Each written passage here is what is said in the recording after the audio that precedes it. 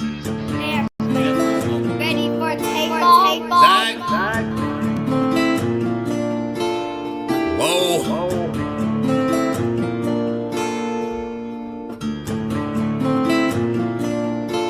Working hard on my stump, what's the problem? I ain't had shit to show, being modest. Now it's grams of the wax for my conscience. Brian James in LA, you're on college. I've been jumping on them planes like a hobby. Still moving with the pack like my partners. Put the John on them jets cause you wildin'. Put the boat as a party on the island, moment of silence. So good, get back to the topic. Grew up, it was me and Flocka. Grandma's and Big T, this my mama. I ain't even for the pain when my pots flip. Knew his name, that's it, never bothered. Mom said, you the man, son, you got this. Ever since I found a way to go and pop shit. Hold up, blaze through a whole zip. Took a seat at the table of my first flip. Days in red roof for my first whip. Split the money with the gang, never post pics. Seen a change in the game, had to coach it. Never let them take my wangs in the mold, bitch. Ever made in a month, nigga. Used to serve him at the minute just to front, nigga. Goddamn. Had to grow up quick, I made my own rules. Had my first child, got it jumping with music. Can't really hang with nobody who losing.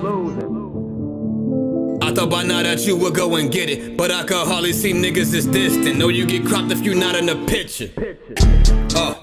And I made that zag and went got a bag. Shots to the Henny and OG prescriptions, put rebel shit on the map. Took a leap from where I started at. Started ballin' now on Chris Paul and Cass. Got him steady calling for the mold, but I'm on a roll, gotta call him back. And that's all fact.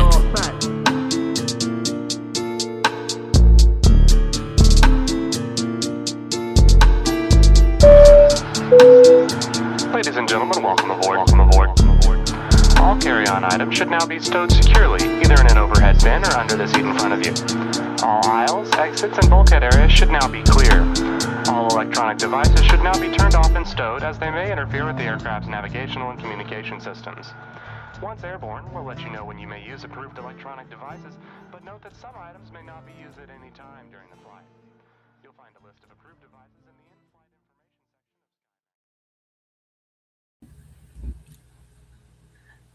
section. Hey. So we're here together. All right, yay! We did it. All right, see you next time. Ready for takeoff?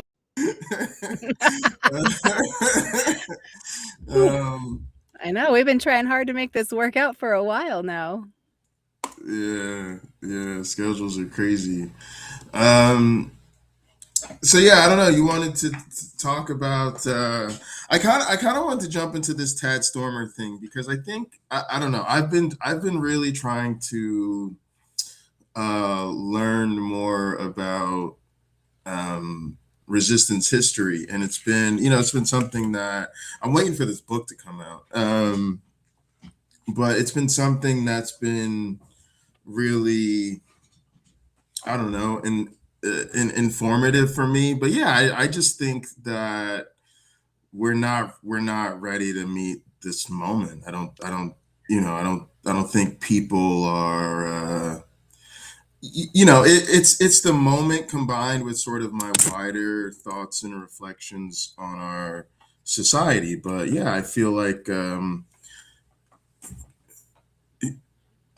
I don't even think most Americans are in the same room. Like I think this country's a cult.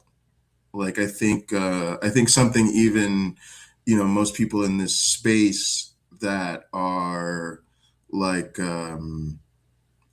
deconverts from high control religious groups. I think that most of those people still have not deconstructed the rest of our lives, like still have not deconstructed patriarchy, capitalism, and white supremacy. I mean, most people that deconvert, I think, are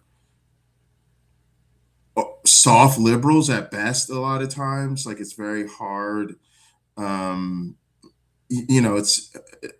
It's like people aren't MAGA or people aren't in the KKK, and all of a sudden I'm not in the KKK, so now I'm a leftist, I'm a liberal, and it's like, no, you're a rookie, and you've got a lot to learn. I mean, we all have a lot to learn, but Of course.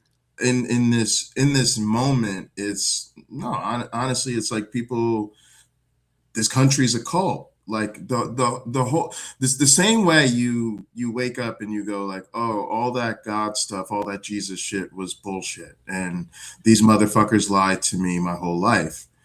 Well, number one, they aren't awake. Well, You left sure. a cult, and most of the people in your life are still in that cult. Hmm. Most of my family are still in a cult, and they have Right. no interest in reality. Like they have Right. no interest in reality. And so to me, it's even foolish to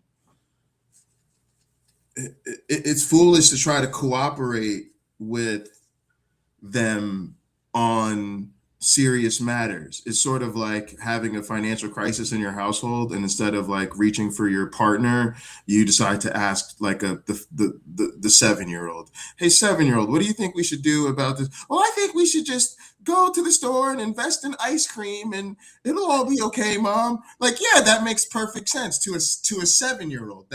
Of course. That's a really good solution, and it will. If you listen to it for a couple nights, you'll just have ice cream and forget you have debt issues. But Hmm. that's like where, and so most people are not waking up from the hyper religious cult mentality way of life. But then there's like a larger problem to where even the people that sort of have not yet realized the same thing applies about society. The same thing Right. applies about democracy and the Constitution and the United States of America and our place in the world. All of that was just a bunch of cult bullshit and lies Interesting. too.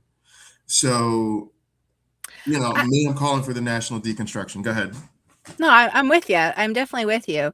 I am wondering what it is that you're hoping to get out of your study of the history of resistance, because I think that's really valid that you're looking at that. Like, are you That's a good hoping question. to figure out like what's been done so we can learn how to do something better? Yeah, like what are you hoping to get out of it? I'm actually hoping to inform my own anthropological work about um, the problems in society, and for me, a lot of it is about uh, epistemic privilege. So I'm trying to um, establish an anthropological framework that really starts from religions are not true. It starts from faith systems are a category of social phenomena that do not have any empirical validity to them. And it's the same thing with other forms of inherently untrue phenomena. So, for instance, conspiracy theories, flat Earth, vaccines cause autism, the race realism. There are only two genders. There's only two sexes. Like all of these things that people believe that just have no basis in reality. You can do anything you put your mind to. America is the greatest country in the world. All right. So most of these type of claims, there is pushback. If somebody comes up to you and says to you, um, you know, vaccines cause autism, we're going to be like, no, they don't. And, here's a paper to prove it. You should really get your child vaccinated. Oh, the earth is flat. No, it's not. Let's just go take a look at this picture over here from outer space, right? We laugh at them. Hmm. We mock those people. Yeah. Now some of the other ones, some of the ones that are more harmless, um, America is the greatest country ever. You can do anything if you put your mind to it. Those are, Mm. some of us would consider those like benign mythology, but nevertheless, we at some level, it's socially acceptable to acknowledge that they're not true, that there's really limits to them. Faith systems go into this other thing. They go Right. into this other thing of, just wiling out claims, but they get privilege. We don't say, Like, no, that's not true, and you can't use that Yeah. as a legitimate basis for social behavior. You cannot come into a public space and use your wilding out ass faith claims as something to put on the table that the rest of us should take seriously. Right. And instead, it's taken socially seriously, it's taken culturally seriously, it's taken psychologically seriously, and it's moved into the political space, and it always has been. And then there's this national delusion for the rest of us, or it's really more of a global phenomenon. But I get hyper focused. I live in America. I get hyper focused on what we're dealing with here. Um, it it's this thing where that epistemic privilege is getting us killed. It's Yeah. like they're like American tax dollars are being used to drop bombs on little girls' schools in Iran. Okay, Right. now here's how you deal with power. People want to talk about solutions. This is why I'm not optimistic about solutions. Okay. Here's the solution: when somebody comes at you and they take power and they're willing to use that power to do harm, and the source of that legitimacy, the source of the thing that they say gives them the power to hurt other people isn't true, Yeah. that's your only you only have one job in the world. Your job is to make sure everybody knows the thing they are claiming gives them power is bullshit. And that's the winning strategy. And you're done. Because again, if your power comes from you saying, Jay, I can treat you all the way fucked up because you're black. And we know that black people are culturally inferior. We know that black people can't be professors. We know black people aren't that smart. We know black people can't read and write, right? As soon as I hit you with well, how do you explain Frederick Douglass? How do you explain these two PhDs over here? You know what I mean? It's like you're done. You're done Right. because I just exposed that you're full of shit. Right. So what we have with religion is we have this thing where now we're literally, I was gonna say we're dropping bombs over Baghdad, Pretty much. and the one thing we can't do Mhm. is tell everybody, hey, like y'all know this is all bullshit, right? Like there's no, and so to me, like so the resistance history for me Okay. is one anthropology is a study of everything, and so to me I don't see history as distinct from anthropology. I tell my students that, like, you need to study history because as anthropologists we're studying everything that makes us human, and our history is a huge part of how we got to this moment. So Sure. so resistance history for me gives me something to understand, to reach to the other scholars, to reach to the other disciplines, to make it interdisciplinary, to say over here, when it comes to this dealing with this religion thing, especially as a society, we're not doing resistance. We need the resistance, and so I'm trying to get informed so I can bring real lessons of resistance into this, because to me that's it. It's like it's not. There's no other conversation to have. It's like Yeah. religion's the problem. It needs to be resisted. We need to be fighting against it. And my thing is to just point out to people that this is going to get us killed, and that we should no longer be privileging these type of beliefs. And Yeah. yeah, so that's the thing for me. That's the hard part is nobody's gonna like hearing what I have to say, because it starts from religions are not true. That's like a very essential part of the framework.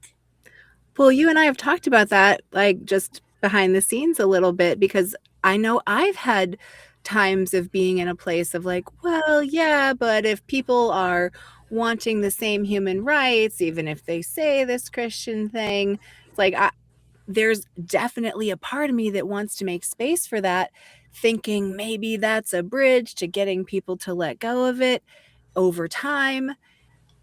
And if we can all focus on the human part together, so like I get that. But then at the same time, I've listened to your argument about this and I 100% agree with you, because as long as we allow Christianity, religions to exist as a valid and privileged structure in society, even if there's a short time period where a good portion of us are embracing the more human rights based pieces of it, all that other shit is still in there, and it's just widely available to be used by the next bad person that gets in power.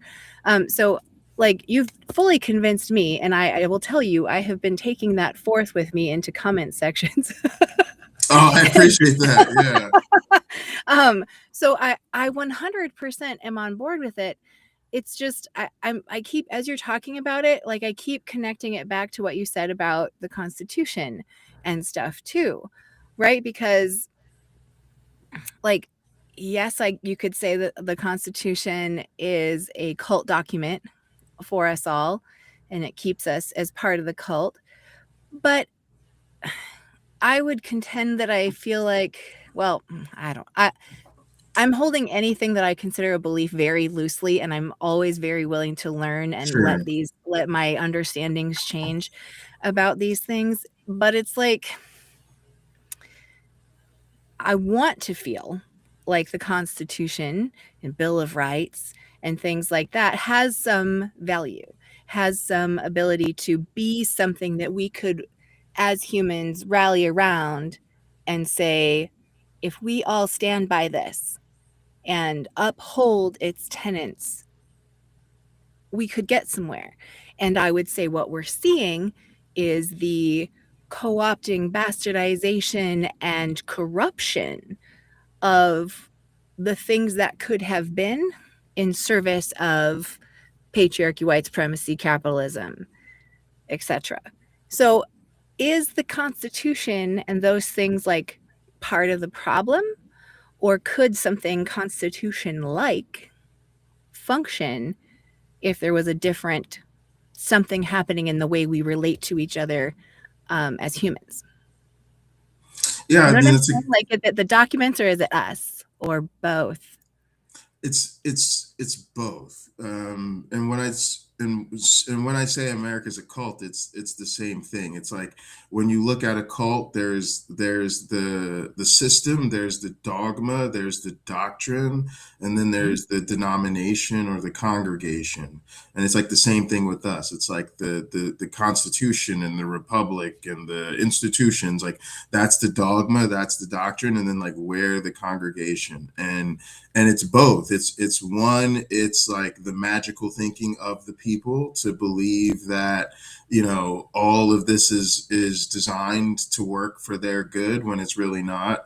And it's the document that, in the sense of saying it's culty, it's treating it like it's a magic document. And that's what we do. We treat the Constitution, again, because our society is broken, and it's broken in a very specific way. It's broken as a religious cult.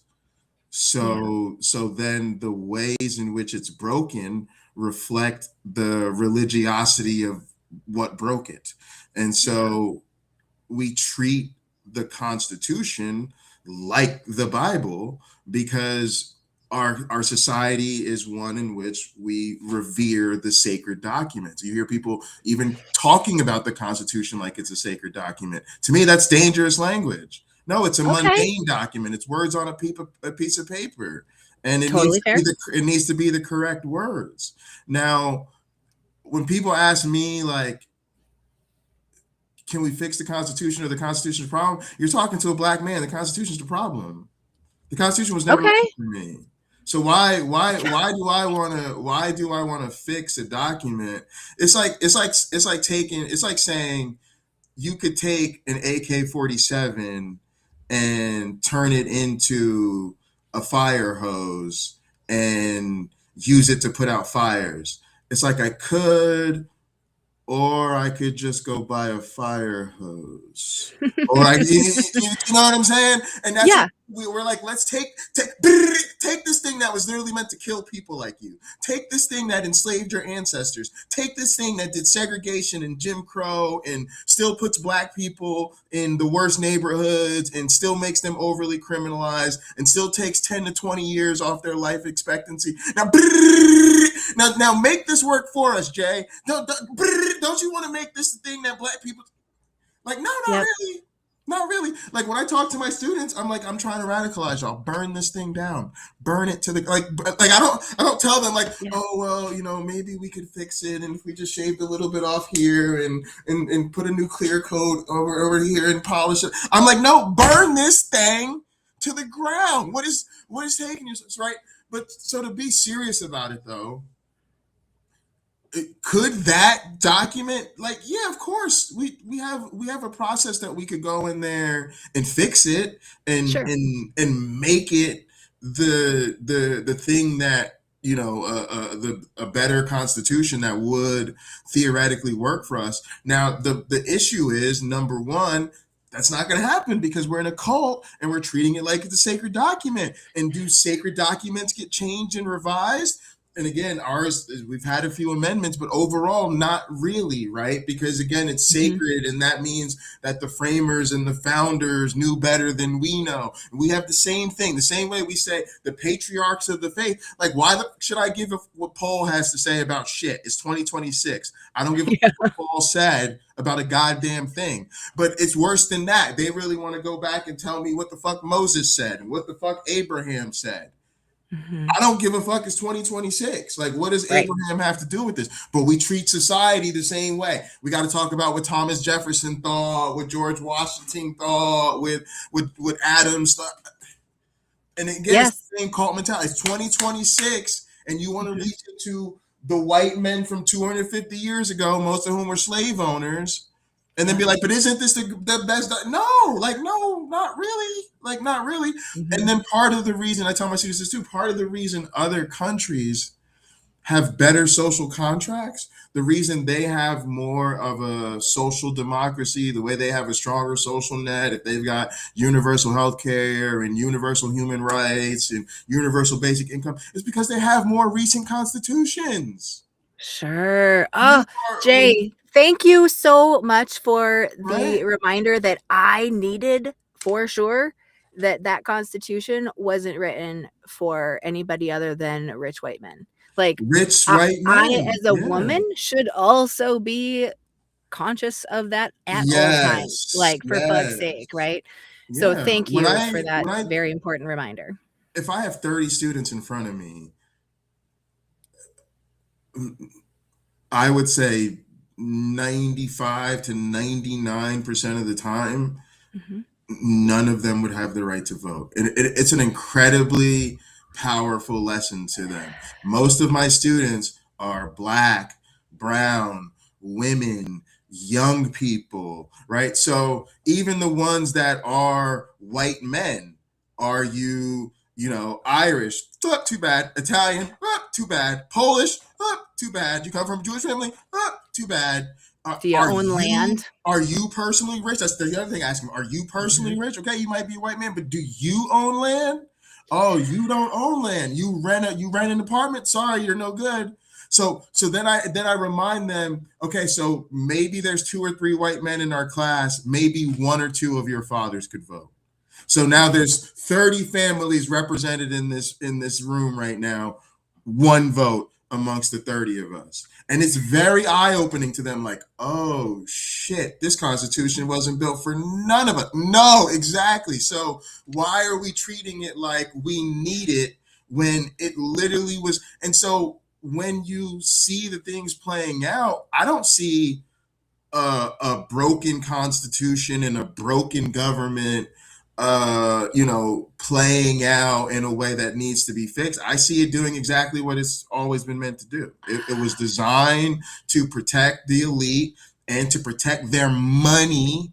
It was always about money. It was always a document that prioritized money and land. The Constitution is about how to protect property, and the people who get to control the society are the people who control the property. So to say that it puts economics above people, to say it puts wealth over health, is one way to put it, but an even deeper way to put it is to say that it's even more so about the land.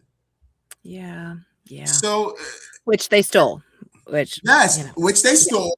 Yeah. We stole. I just we just watched a video on like the Trail of Tears, got to show them, that whole deal. And again, that was totally so it's built on stolen land. And then on top of that, we've continued, why does the Republican have so much power right now? It's because, again, the Constitution and our whole system was designed so that the land votes, not the people. So then when you go to, the Midwest and the South and all of these places, there's large tracts of land that very few people own. And so that is why, some rural farmer in Oklahoma literally has more of a voice than 1,000 people in the city of New York, because of how much more their vote and their land represents in terms of power, the translation to power, versus 1,000 people in New York who don't own land, don't own property, and live in a big huge city where their voice gets diluted by just the sheer number of people in that district, right? So, and again, that is why this minority of white evangelical Christians continues to dominate our lives, even as they become a minority. That's how the system was set up. It was designed to make sure they could always be a very, very powerful minority. So again, it's like part of the problem with people is it's like everybody's walking around like, well, what can we do to fix this thing to make it work the way it's supposed to work? And I'm like, it is working the way it's supposed to work. What's the problem? It's the exact same thing you say about the Bible. It's so clear when you put it in that way, that it is doing the purpose, or it is living out the purpose it was written for. Yeah, and to me, that's why they're connected. It's like you can't have a country that is indoctrinated into this cult thinking and then not understand when their civics is also just steeped in cult thinking and mythology. That's a huge part of the reason. And here's some other things too, because we do talk about like, oh, the Christians and they're nice and they want to love everybody and create human rights. I would always say the problem is you believe them. I don't. Because again, believe them about what?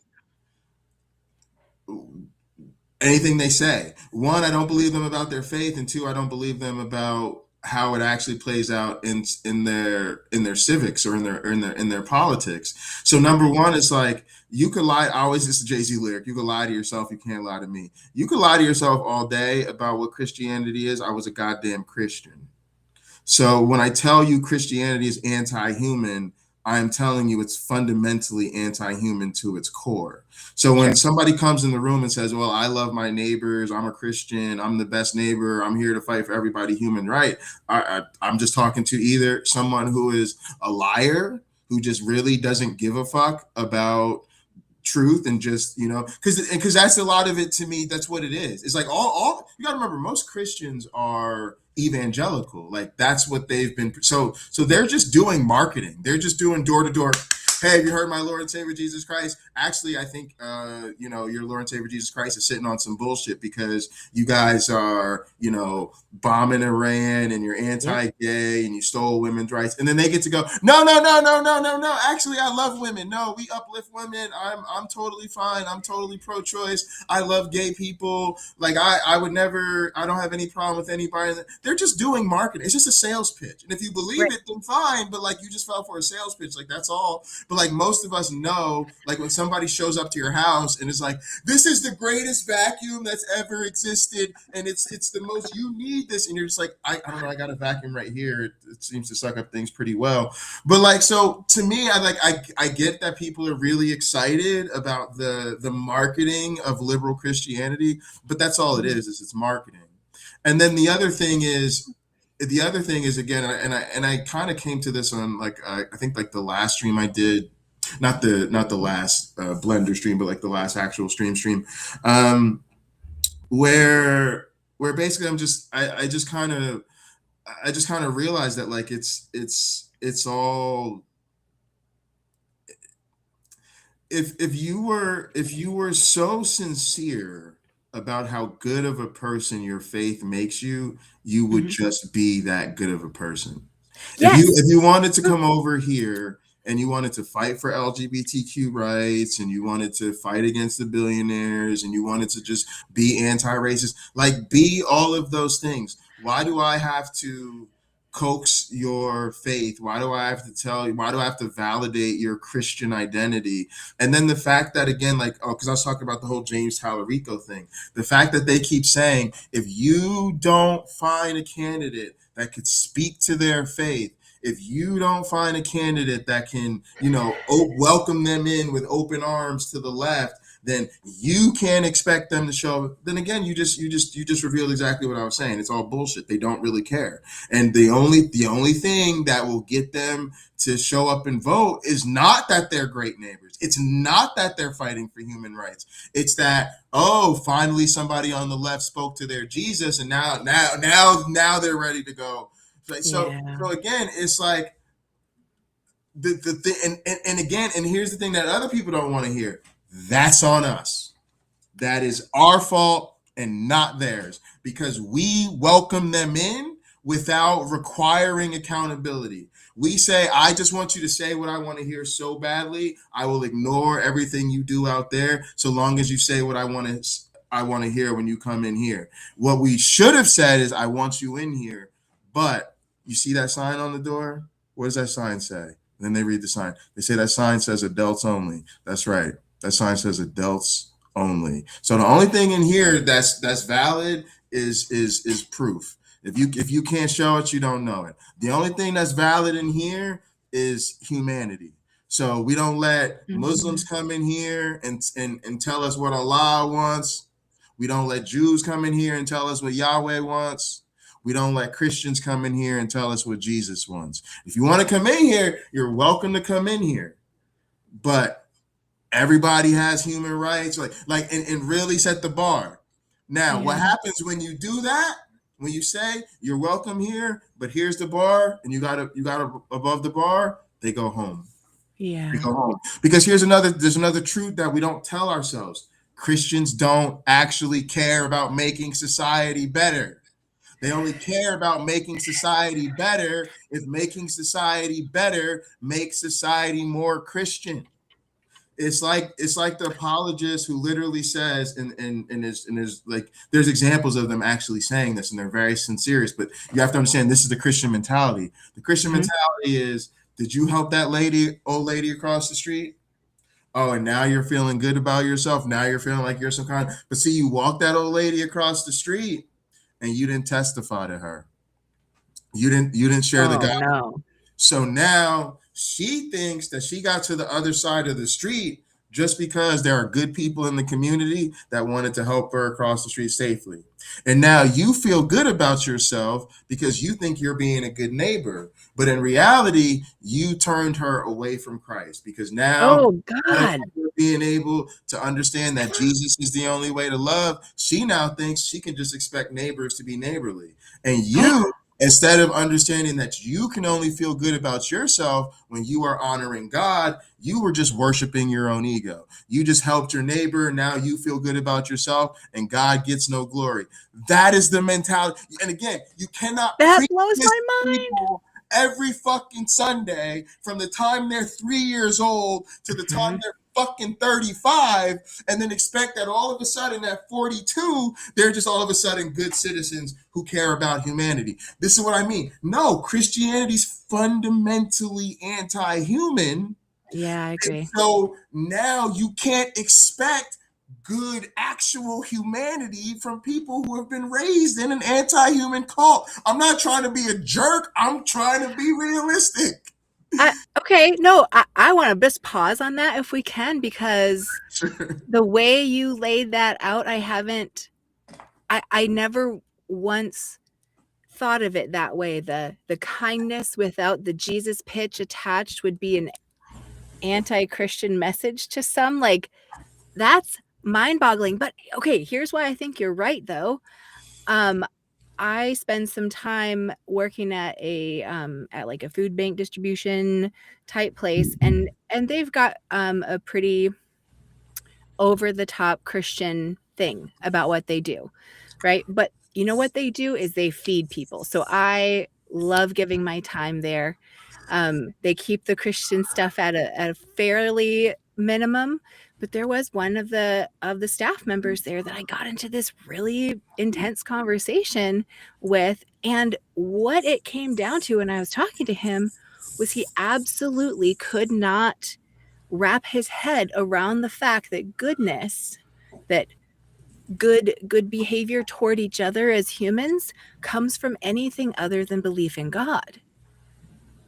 And that was very eye-opening to me, to realize that people are so stuck that goodness and Christianity are a blended idea that they actually can't separate it out. That to think, it's like you said, right? The ego that, oh, if you're doing something without claiming God and you're just being good, you must be doing it performatively or for the ego, for the good rewards of the now, right? Mhm. And that kind of blew my mind, that he just couldn't Yeah. embrace the idea that that would be a separate thing. That I what's in his Bible doesn't tell him to do those things, but the other people around him who understand what makes them happy and makes them sad is what drives those decisions, if we're actually relating to each other as humans. Yeah, I remember being in college and my best friend who I became like instant best friends with like the first day of college was an atheist. And I struggled with the same thing. And I remember talking to him about it. And I because I could see how good he was. And he would be in situations with me where, I did certain things and I would just be like, I know you're real because you were there with me. And I didn't understand. I just was like, dude, it's little stuff like, you're out, you're partying, girls get drunk, it's 2-3 o'clock in the morning, and the bus has stopped running. So you're like, we walk them across town to walk them home, and it's like, and then you just leave, right? And it'd just be stuff where it was just like, dude, I know why I do that, and I do that because I'm a Christian, and I don't understand why you do it. Like I just could not wrap my head around people being good people for any reason other than my Christian God idea. And now that I look back at it, I realize how depraved that is. And I try to share this with my students. But again, that is another reason. Again, we have to be honest. Christianity is not compatible with democracy. Because if you say that there's no goodness without your God, how can we be neighbors? Like, let's be real. We can't be fucking neighbors if you think that the only way I can be a good human being is because of your God. And here's the fucked up part. Christians already know that shit is not true. They know most of us are good people, and they know we don't believe in their God. But again, they rationalize that as their God's going to work on us, or we're becoming Christians, or we're finding our way to God, or that's God speaking in us and we don't know. Like it, they find a way to wrap it into their story. But again, they don't understand how insulting that is. And then again, like another thing I want to ask Christians is, how long do you think I should care about your rights? How long do you think I should care about your freedom? How long do you think I should care about your safety? See, when we get real, see the thing that the Christians don't get enough of in life is you could hate me now if you want to. And matter of fact, you could call that hate love all you want to. But what you don't understand is I could hate you just as much. I could hate you right back. And if you want to look me in my face and tell me I'm going to suffer and die in hell because I don't believe in your God and it's my fault, Oh, okay. Well, maybe I'll just treat you accordingly and see how you like that. Oof, that hurts. But it hurts me. It's like I Yeah. told my students. It's like I said, if one of y'all could give me evidence or a good argument for God, I'll give you $1,000 right now from Cash App. And then I also said, no, Oh, because this is a challenge I great. used to talk about on the channel. I used to, at the time it was $100 challenge because I always wanted to make sure it was something substantial, but something I could afford so I could do it right now. Because Mhm. here's the thing, we've been on both sides of the fence, and they have not. Mm, And good point. when you do that, it's like people start to act like you're always straw manning the other side or you're always characterizing them. And so, and again, I realized things are very one-sided. The truth has a very liberal bias.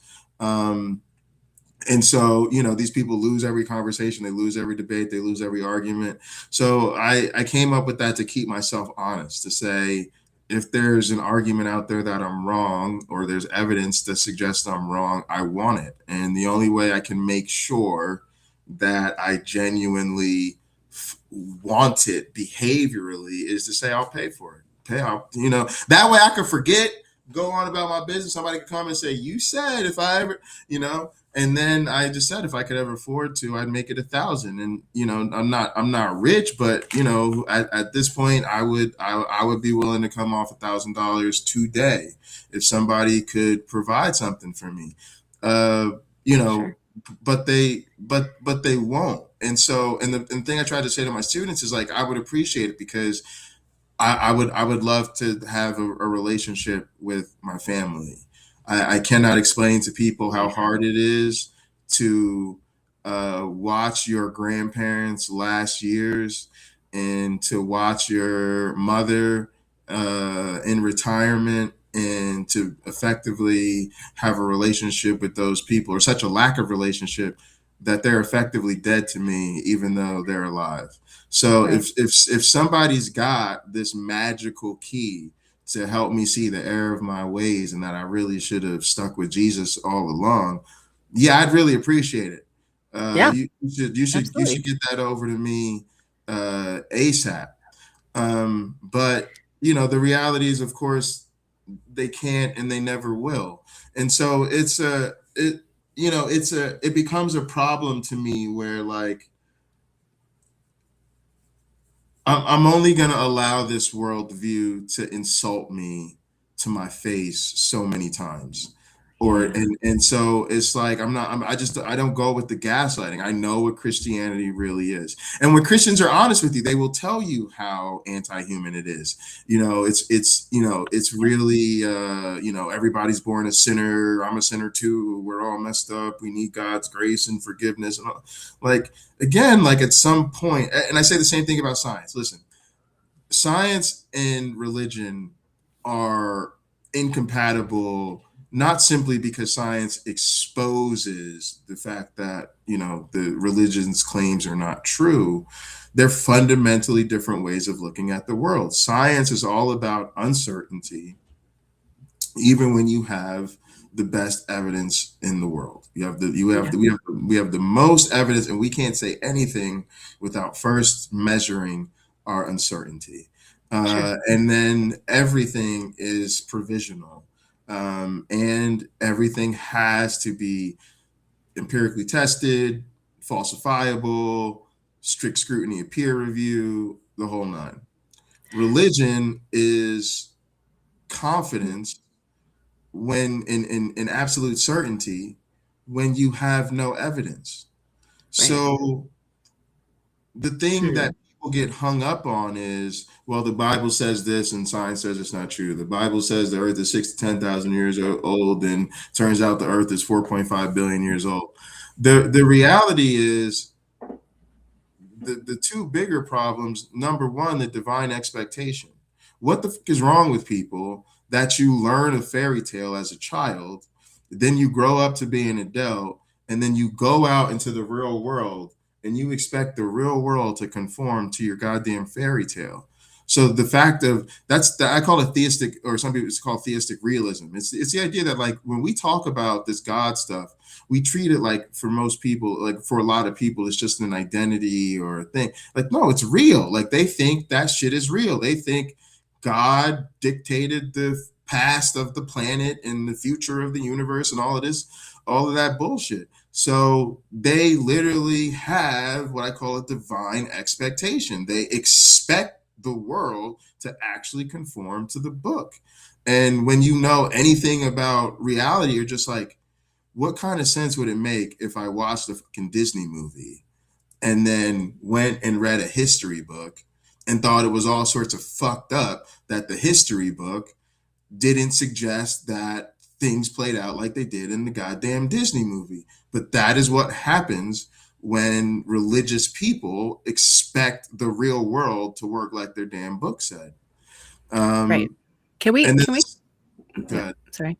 I was just wondering if we can like correlate that to the Constitution again. I'm very fascinated by this. Yeah. Because, so where I'm going with this is that Yeah. the second problem is so that they're incompatible methods, right? It's not just the facts and expecting your fairy tale to play out. It's the methodological, the way you do things over here versus the way you do things over here. And I think that is also the problem in politics, in society.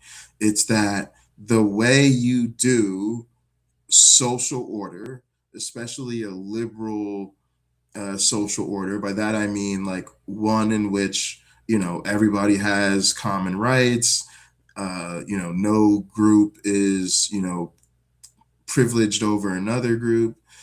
That is as different from how you do religion as science is from how you do religion. And we understand the scientific method is over here, and faith and just saying God did it is over here.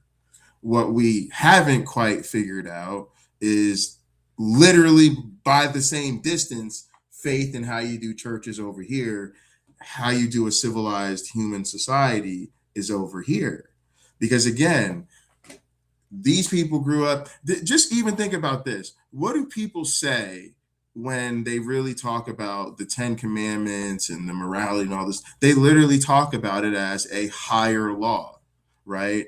If you think about even why they denigrate science, why they denigrate all these different things, part of their denigration is what? That those things are man-made. Part of their problem is why the reason scientific knowledge is inferior to religious knowledge. Scientific knowledge is man-made. Okay, so what's wrong with the Constitution? What's wrong with the laws of the state of Texas? Those laws are man-made. I'm over here as a Christian. I serve a higher God. I serve a higher authority, a higher law, a higher institution. Then are people that are Christian, are they supposed to put the government first and making sure the government is taking care of human needs and making sure the government is taking people? Or is the church supposed to be the number one institution, and then they're supposed to work through the church to save people? Now, see, here's another myth. There's another bait and switch when we fall for the sales pitch. They come and tell us the sales pitch is service. The sales pitch is, I want to serve food, right? You're like, oh, okay, Christians, I'm with you. Let's serve food. Okay, I want to give kids school supplies. Damn, I love education too. Let's send these kids backpacks full of school supplies. So now you thinking y'all want to feed people. Y'all want to educate the children. No, they want to save their souls. They're in this for a religious revival. They're just using the soup kitchen as a foot in the door for the evangelism. They're just using the backpacks to get, you know, clout and PR in the community so then we can indoctrinate your children. So, and life is complicated. So for instance, like, I don't have a problem with people saying, I like the fact that the church, you know, serves the homeless people around here, people who are struggling, and, you know, nobody else is doing it, and I'm not going to start a soup kitchen out of my own home. So, you know, I volunteer my time to help out. Like, that's fine. I don't have a problem with that. But we also need to be having the especially amongst us adults in the room, we need to be having a real conversation about how that is not the solution, right? And that's Sure, I think that's fair.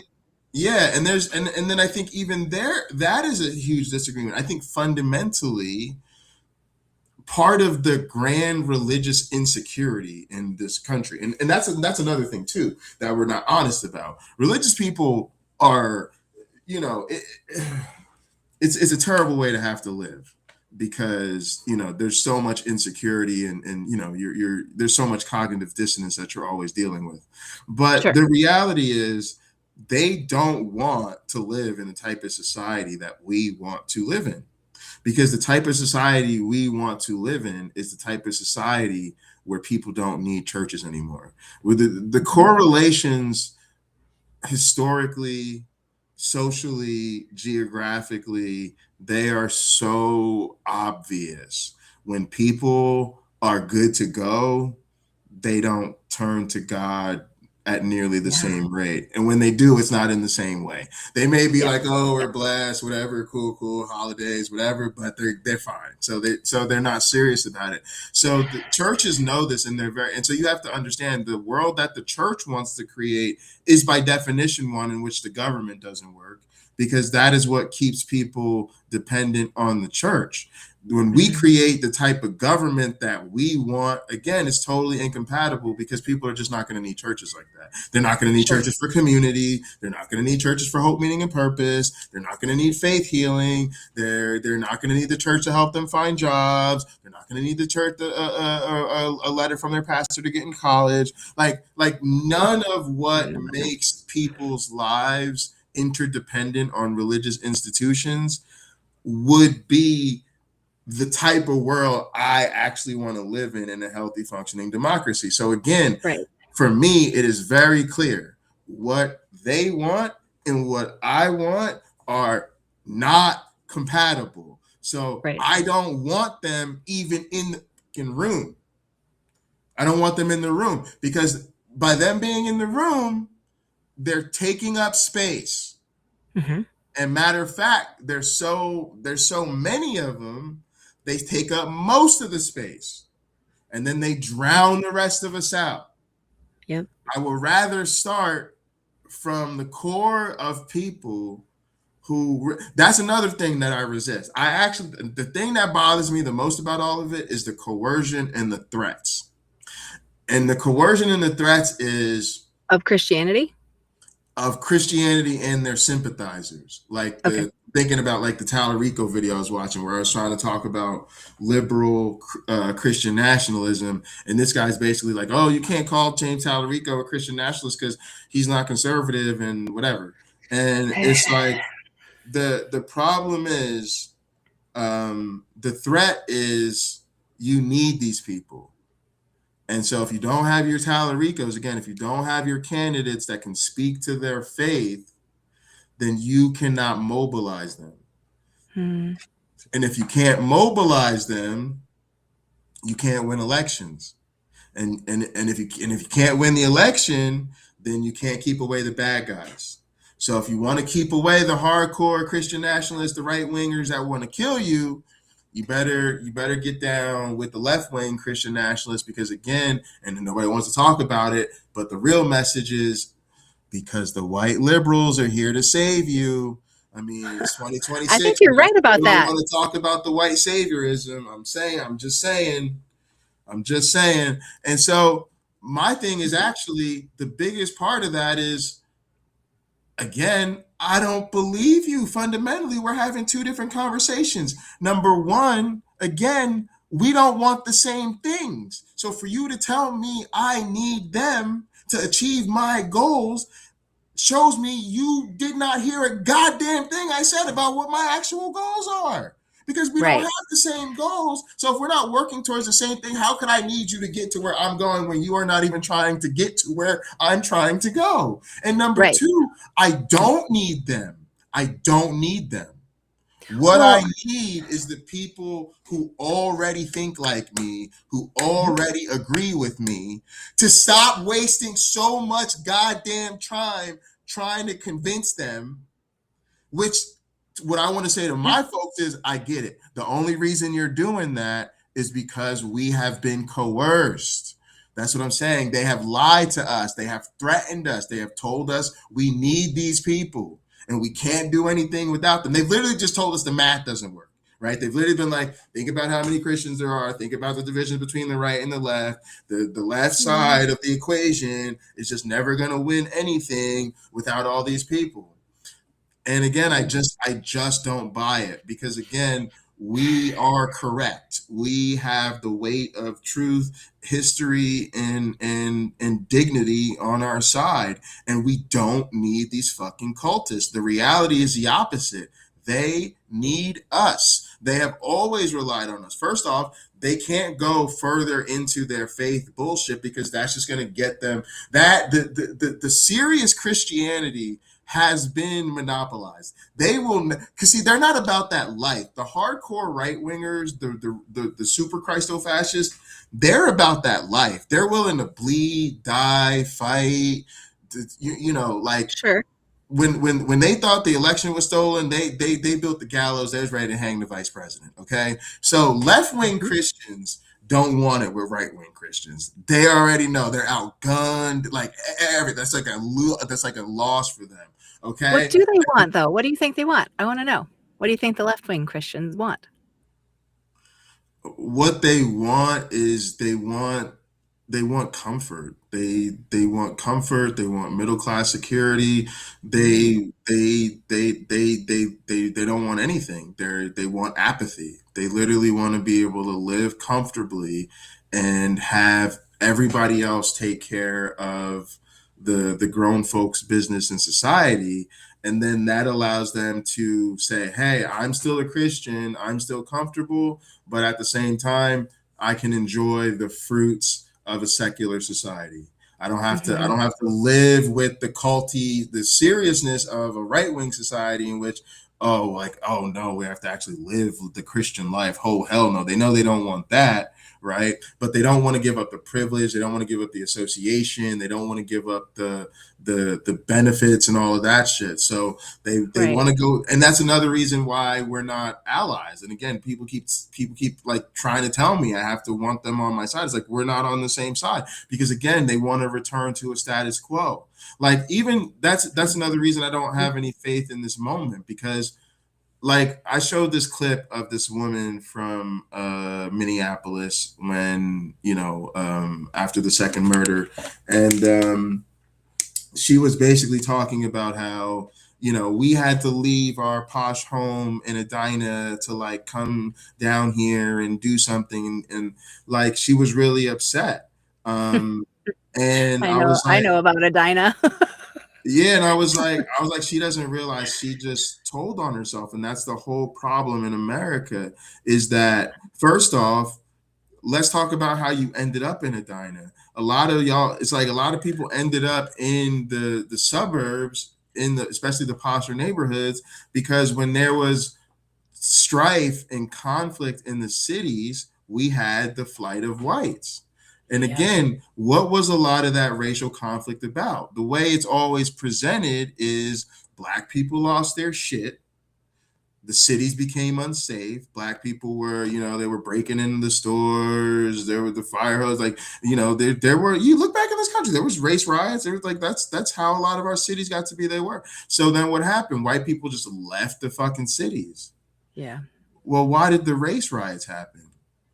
They were disproportionately about state violence against Black people, usually state violence, the police violence against Black men.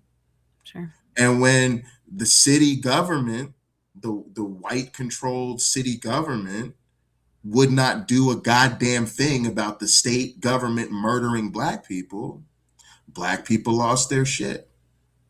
Well, then instead of standing in solidarity and saying, yeah, it is pretty fucked up when the government murders its citizens, y'all blamed us and we're like, the niggers have lost it, we're leaving. So now you leave, and then for generations, you sit back in the suburbs and watch as black and brown people continue to get the worst hand in society day after day after day after day and continue to be the victims of state violence, from the police to immigration policies to the medical system, the educational system, the whole 9 yards.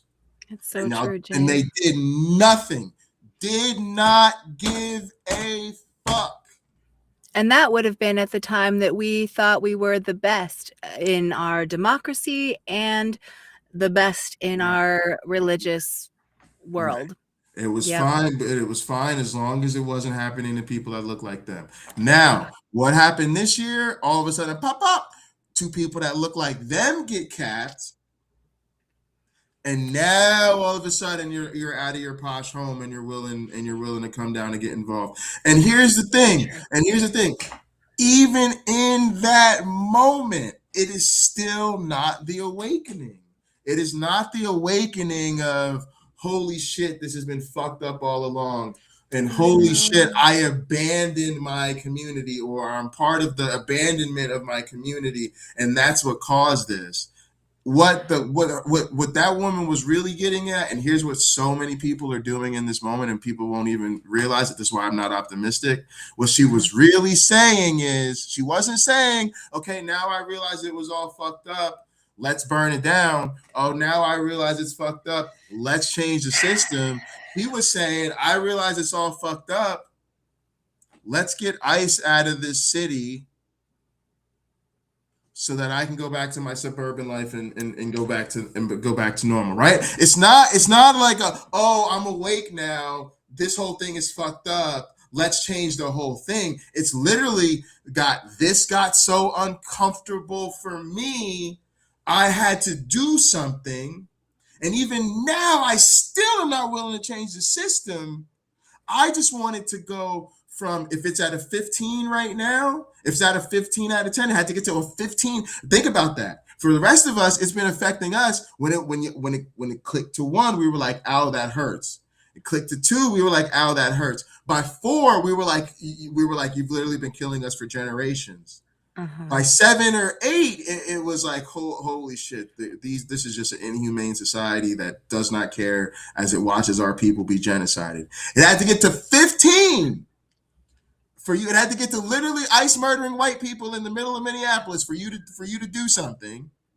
And now what you're doing is not saying, oh, let's destroy the system. You're just going, can we turn this back down to 12? Can we turn this back down to 12? Because when it was down to 12, yeah, things were a little ugly. But again, I was in my posh home chilling, kicking, and things were fine. So I would like for things to just go back down to 12. So then I can go back. So that's why I'm like, I ain't fucking with y'all. Y'all are not serious. Y'all, even now, people are not. Okay, but all right. So there are people though who will have that moment and go, oh, and they will see the connection, see how this pattern is repeated across all of our institutions.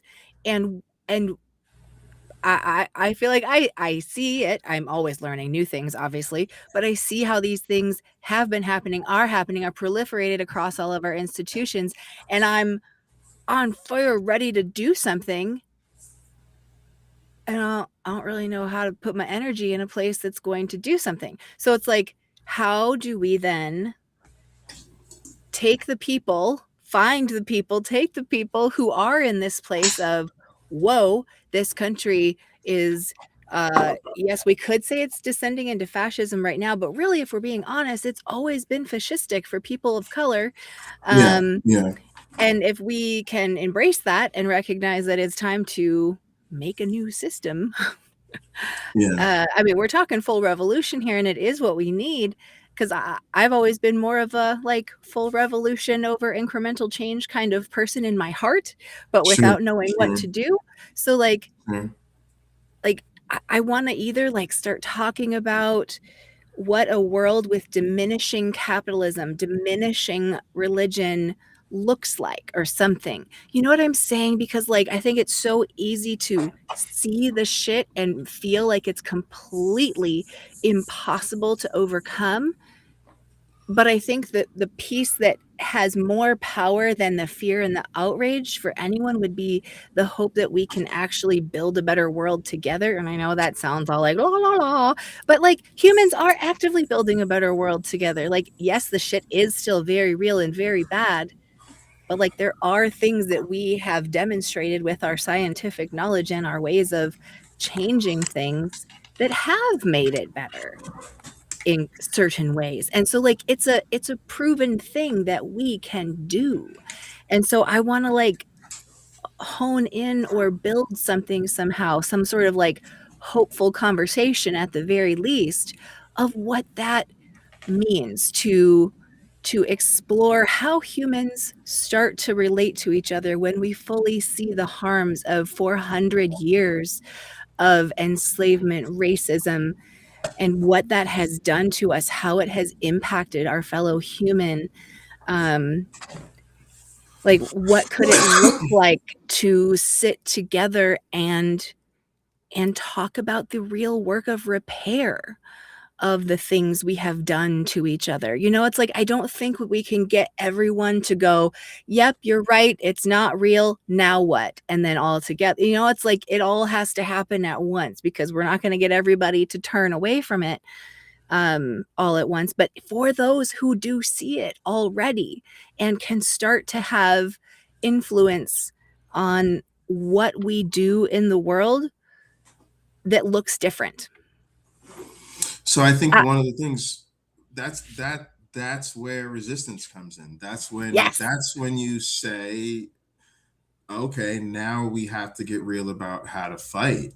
Yeah. But the problem is that um, it's ugly, it's uncomfortable, it's not going to, and so the problem is not that people are incapable of seeing it. The problem is we have been conditioned to be unwilling to do what it takes. And so it's not, you know, it's never been a concern of, I don't think anybody can see it. I mean, that's part of the problem. Certainly not enough people can see it. But there's many of us who can see it. But the question is there, you know, structurally sufficient avenues to enough leverage to do things? And my thing, especially from my particular academic perspective, is to actually caution people about optimism. I remember when I was growing. Well, I think it's important. So I was growing up. My mom was, you know, interested in, I think, helping me, you know, trying to professionalize me. And I think we do over professionalize children. But I ended up reading, you know, a lot of business type books as a young person. And I remember one of the books I read talking about how in a corporate environment, you don't want to be a person who brings up problems without solutions. You know, because of the way it impacts the social dynamic, and the way that would be detrimental to your career. You know, because of, you know, people's negative perceptions of you. Huh. But I think that's part of deconstructing from the cult. Is part of what I see is that the privileged people in our society, who are the privileged people in the world, part of the mythology of this country is that people demand optimism. I always say, like, there's you know, part of white privilege is your ability to demand hope, optimism, and to be put to bed with a warm glass of milk and a comforting bedtime story. You know, when I think about my country using our tax dollars to drop bombs on girls' schools, you know, I don't deserve it. I don't deserve, as an American, I don't deserve a comforting story right now. Yeah. I don't. We don't. No, we need to sit with the reality. And I know that there's that people, but we got, no. First off, we have to understand consequences. and accountability. Like part of so I've been talking to my students a lot about people who leave MAGA, because it was really funny. They get very frustrated about people who stay with MAGA, right? So I've had students complaining like, "How could people follow him blindly after all this? I don't understand it." Right? So then they have a conversation. They're great. I love them. They're so good. But they're upset about that, and that makes sense, right? Yeah, of course, right? The Sure. culture is bad. So then I was able to show them stuff of people who leave MAGA, and now they're like, they're leaving MAGA and they're deconstructing with all this, and now they're complaining about how everybody's mad at them, and people are like, "Oh, I'll never forgive you," and all this other stuff. And so I showed them those videos, and they felt the same way. Like, and so it's good. It was good for them to see, like, oh yeah, I want people to leave MAGA, but when they leave, that's not good enough, because there's so much damage that has been done.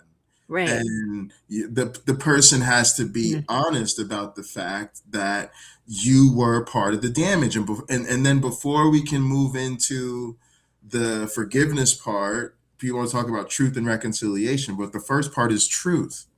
Yeah. Okay. So I know you want the optimism and the reconciliation, but first we have to have the truth first. So now not only do I need you to talk about, oh, you voted for Donald Trump 3 times, and now you realize it was a mistake. Well, why what's leading to this realization today? Mhm. Right? So like we need to have that conversation. But I Then- like how you did that, because that was like a curiosity kind of thing. Like, hey, let's talk through it. Let's figure it out. Right? Like that's yeah. a more scientific approach to it, of like, how did we get into this place? How did each person, how did a family, like, what are the things within us as humans, our fears, our desires, our lizard brain protective qualities? Like, what are the things that led us to a place where we could accept the unacceptable? It's like, but that's the uncomfortable conversations I think you're talking about, that we all need to have, but we have to be able to actually be like, hey, Yeah, but so I know you came out of that, so let's talk, right? but it goes further, because then it goes to, well, we need to talk about, why did you do that in the first place? Mm-hmm. And then we got to talk about everything you saw for the 10 years, and you kept doing it anyway, and you kept doing it anyway, and you kept doing it anyway, right? So that's because again, like if you watch the video, those are the things people are not talking about. They're like, hey, I left MAGA, but they're not being honest about. So when people push back, people are saying, well, now it's because it's affecting you. So we need to have the conversation about how actually you didn't really care until it was affecting you. And then we need to talk about, how you overlooked the everything, right? The January 6th, the rapes, the Epstein stuff, the everything.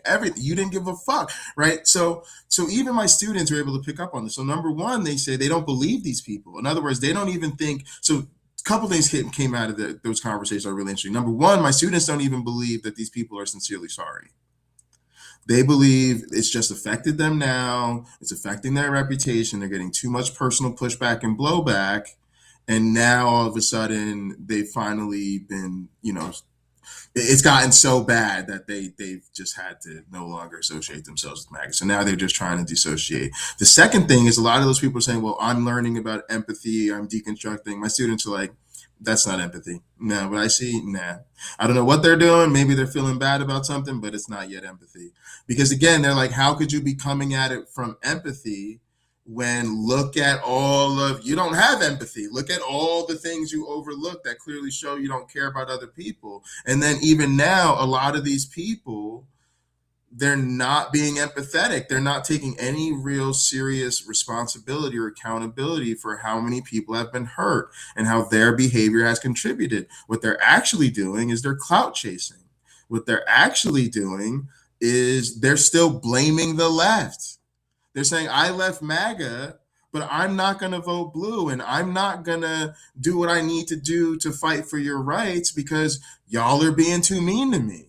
Since y'all are being meanies, I'm not going to vote. And so my students are going, that's not empathy. Empathy would Oof. have been you recognizing that you hurt people, and now those hurt people are upset with you, and you still now need to do what's right. You're literally using your hurt feelings as an excuse to not do the right thing. That's not empathetic. Right. So it's Right. fascinating to me that students, even my freshmen, can see this. Now, what's more interesting is, and I use this example with them too, is like we've all hurt people or been a jerk to somebody or been the bad person in a relationship. So it's great to say, um, oh, I'm a new man. I've learned, baby, I was wrong. But I don't get to call my ex and say, hey, listen, I was, yeah, but you know what? I realized I was fucked up, and I'm not fucked up like that anymore. So round two, right? Like you Right. don't get to No. do that, right? Part of life is understanding I was fucked up in the past. I have to own that and live with it. And I have to live with it forever. Mhm. Forever, I have to live with the consequences of what I did that was wrong, right? And Mhm. then I have to accept the things that I broke, and I have to move forward and be a part of the solution going forward anyway, Yeah. right? Yeah. Now, Hmm. here's where it Right. comes to the whole thing with the solutions and all of the stuff. We have to accept that a real possibility is that this can't be fixed and I that know. it's too late. I know. And that's the thing that I'm like part of really real accountability is sometimes realizing, yeah, I just dropped the family heirloom lamp that was sitting around, that's been in this family for 500 years. I just dropped it off grandma's counter. It's now shattered into 2,000 pieces on the floor. There's no putting it back together. Oof. Well, I don't think you're wrong, but at the same time, I I'm not sure I can convince myself that all hope is lost totally. Like, do I think we're going to get 8 billion people on the same page? No. Do I think we're going to get rid of religion in my lifetime? No. Maybe 500 years? Maybe, if I'm being optimistic. So But what I do think is that good. right here in this moment, we do have the ability to make connections where we have them, right? And be able to um, build the pieces of what it is we see that would be better right now and Have start you laying those foundations to enable the people who come after us to have something to build on. I have you mean, that seen Don't includes Look Up? tearing down the shit, but yes, go ahead. Have you seen Don't Look Up, the movie? I have not yet. I feel You like I should see should. it. It's really good. Okay. Um, Maybe we should do a movie night. I do it for movie nights with my students. It's really good. Um, so here's the thing. I'm trying to figure out how do I say this without spoiling it. What I would say is this. I'm not trying to tell people to give up. Actually, if anything, I would say I want to do the opposite, because again, um, rolling over and playing dead is not resistance, and I don't ever want to be misinterpreted that way. Um, a lot of times, a situation may be dire and it may be too late, but you still have to do everything you can because you're still here, right? It's like when you're dead, you're dead. But as long as you're alive, you're still trying not to die. So it's kind of like global warming, as I understood it, there was a long period of warning where it was like, hey, if we make the drastic changes we need, we could turn this thing around. Hey, okay, now the changes we'd have to make would be a little bit more drastic, but if we make them, we might be able to turn this thing around, right? And, as I understand it, just gets to a point where the changes we would have to make get more and more drastic. And, whether or not we could actually turn it around becomes more and more doubtful. And let's assume that scientists came out and just gave us the official death prognosis. Like, it's too late. Like, we fucked the planet. It's too late, right? It's just we're just here to tell you we've done the new models, we've done the new calculations. It's just not going to happen. I would say again, one of two things. Again, we're still here. We've got to still. It would still mean we need to make the best of a bad situation, right? How do we how do we delay it? How do we prolong it? Right? We got to do the best we can, or we got to become that much more committed to terraforming a new planet, finding a new system, right? Figuring out a technological what's the technological breakthrough we need, like whatever, right? Like, again, just because the prognosis is you're probably going to die and it's too late doesn't mean we just roll over and play dead. But it would be a very different conversation, right? And certainly we'd be, when we talked about what strategies should we use, what tactics should be used, they should certainly be different strategies and tactics than when we were trying to turn it around and save it, right? And so what I'm saying with that whole thing about, let's consider maybe it's too late. One, again, I'm not trying to tell people to play dead, but one, I want us to deconstruct our privilege. Part of what we keep part of what's getting us killed is our inability to deal with the discomfort. I agree. If people are saying, I see the problems of the world, I see the issues, I'm ready to do something, how can I be part of the resistance? It's like, well, first thing, we got to all kind of personally go to resistance prep personal deconstruction camp, right? Mm-hmm. And at personal deconstruction camp, they're like, kid, you're telling me you want to get into a street fight, but you're not willing to accept you might get your ass kicked in that fight. No, listen, part of getting into fights is understanding you might not win every fight. So I need you to be mentally prepared for, I'm going to be in the gym sparring, but I'm not in the gym sparring to get in good shape. I'm getting in the gym sparring because I need to learn how to try to knock out my opponent because they're going to try to knock me out. Right. And if I don't knock them out, I may very well end up with a concussion tonight. But you're giving that fight analogy to describe resistance. Yes, to say that, like, okay. So first off, it's like I need people to sit with, it's not wrong to solve problems and it's not wrong to want solutions, but we need to deconstruct the privilege that demands that as part of our participation, right? Because that is the work of resistance then, yes? What? To deconstruct our privilege is the resistance. Yeah. Right. Because part of what, again, trying to sit with like the reality is, it's like, why should Americans be like patted on the head and told everything's going to be okay while the rest of the world is like, my child's school was bombed today? There's no, right? There's no, when the bomb drops on the schools, we can't undo that. We can't fix that.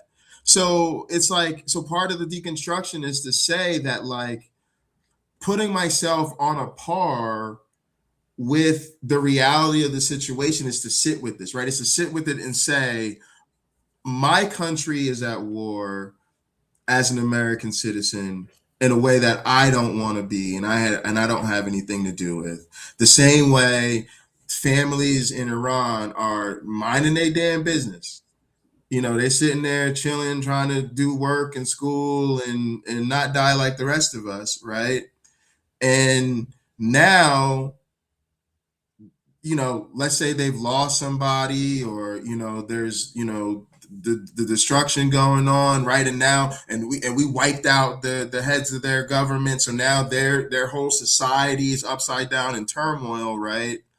And then sometimes, like, we still want to demand comforting narratives, right? And it's like, I'm not trying to say I don't want to find solutions, but I'm first trying to say part of this learning has to be learning how to sit with the reality of the pain and destruction and the scale, because that's how you get serious about what the problem is.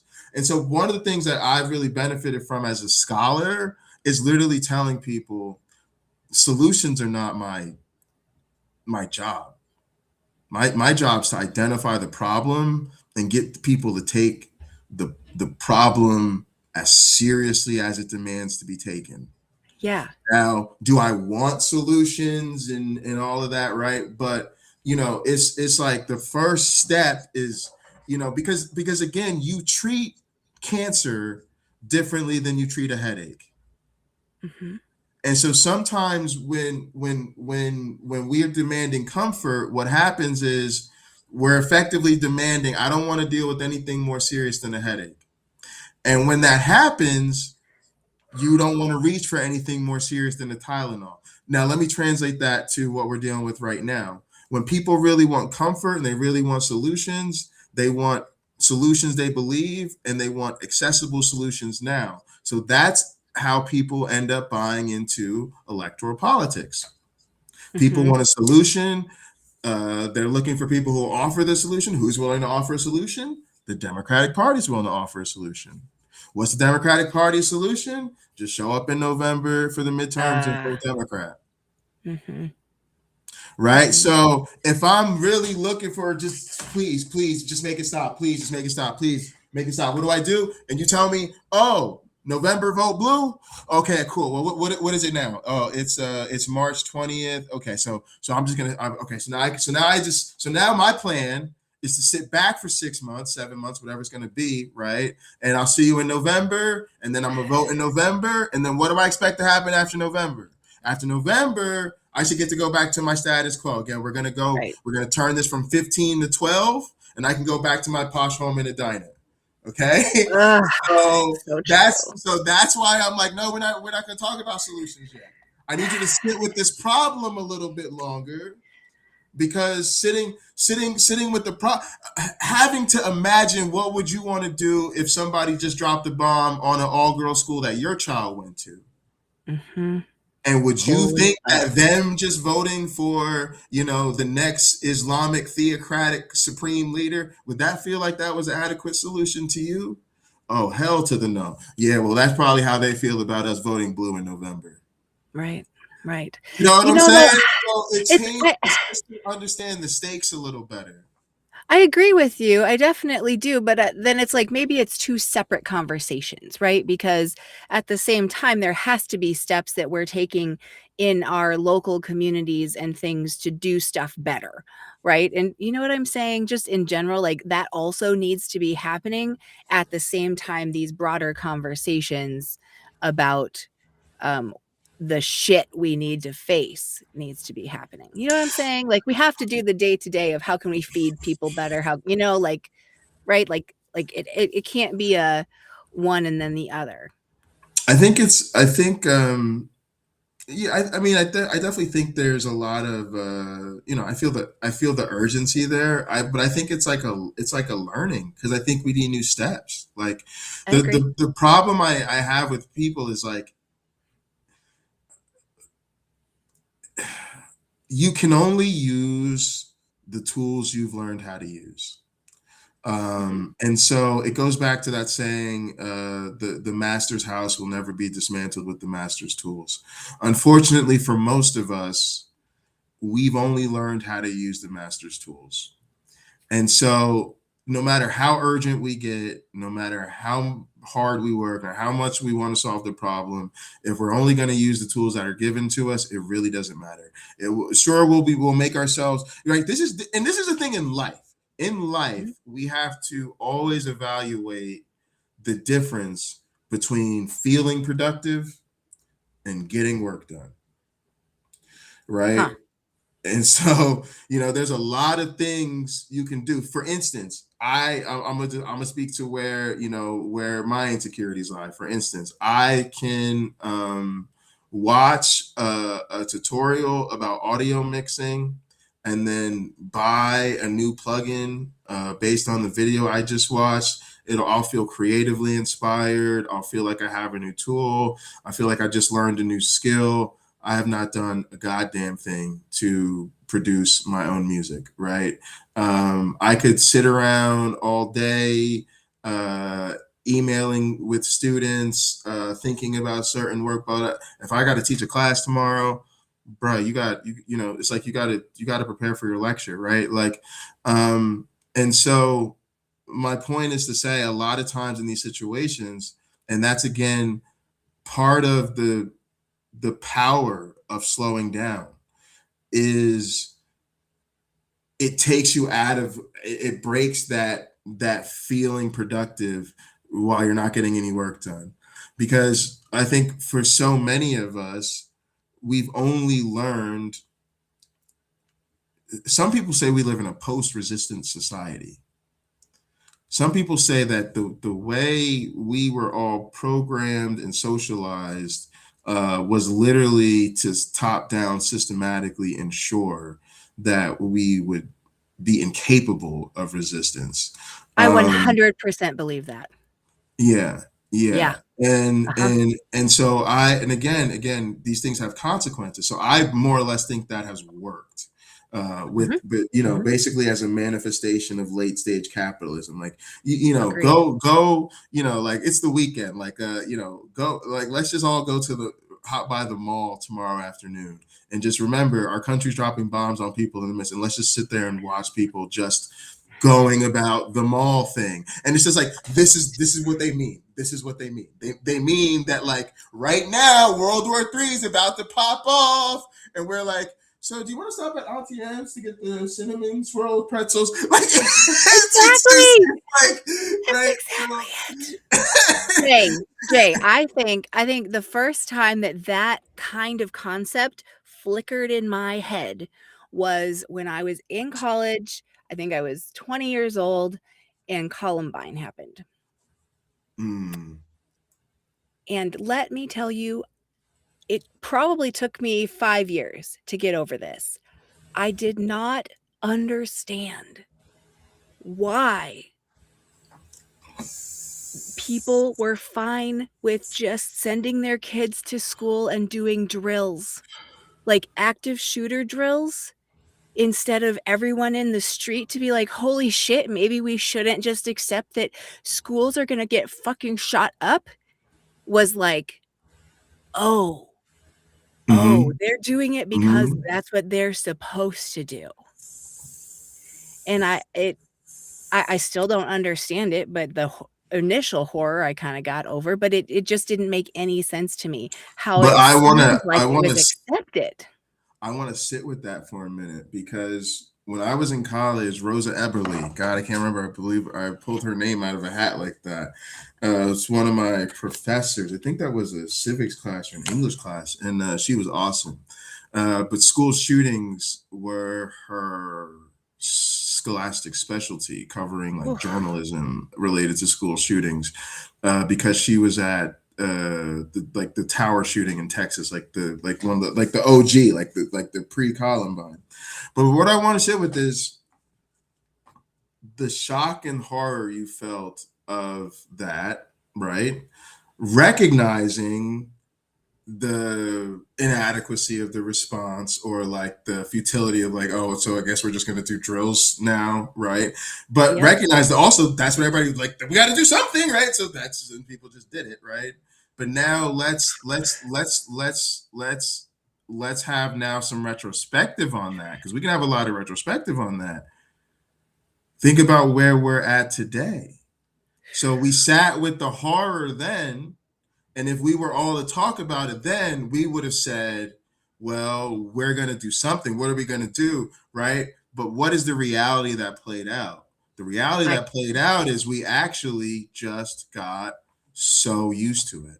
No, the reality became it's not even news anymore. It's worse. We made it a fucking industry. We sell bulletproof blankets. We sell devices. Yes. Block up a school to keep the kids safe. It's a fucking industry now. Yeah. We can't make school shootings go away now. People would lose their jobs and we would make our GDP go down. Right. And And people need to have the same realization right now. War has always been industry. Yeah, We're at 100%. war because of industry, right? It's the same beast. Yep. The billionaires that same Epstein class that bought Trump a $400 million plane and probably has video footage of him doing whatever to young teenage girls, to doing whatever he wanted to do to his daughter, to those Oh, victims.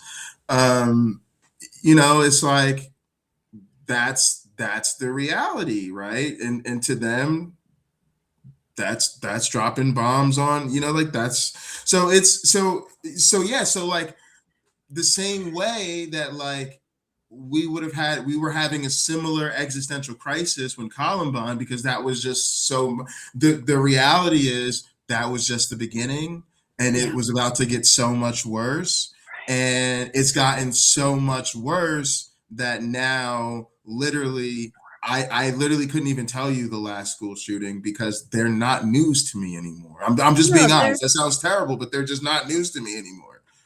they're just an event now.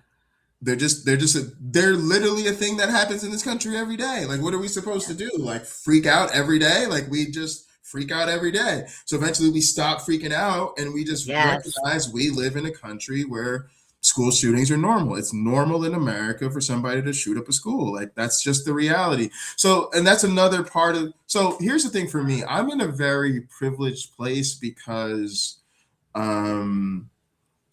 I just decided to be an academic to save my life. Like, I just decided that like the only thing I could personally do in this moment is to like throw myself headfirst into teaching and scholastic endeavors. Um, but yeah, it's trying to get a lot more serious and a lot sharper. I basically integrate like critical race theory and conflict theory, and to some extent like intersectional like feminist thinking.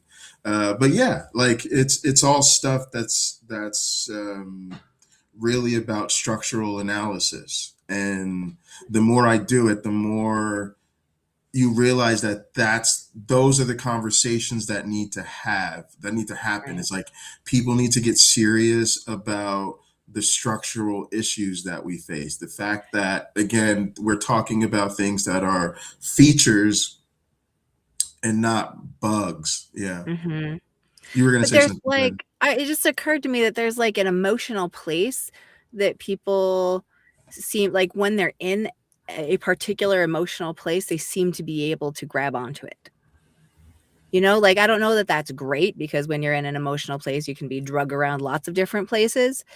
But, it's like when we have those big emotional upheavals, those are the moments when we can make greater change because people are more Oh, willing because they you're see the saying, need. yeah, Yeah, yeah. sorry, I'm all over with my words, No, but no, no, no, it's all right.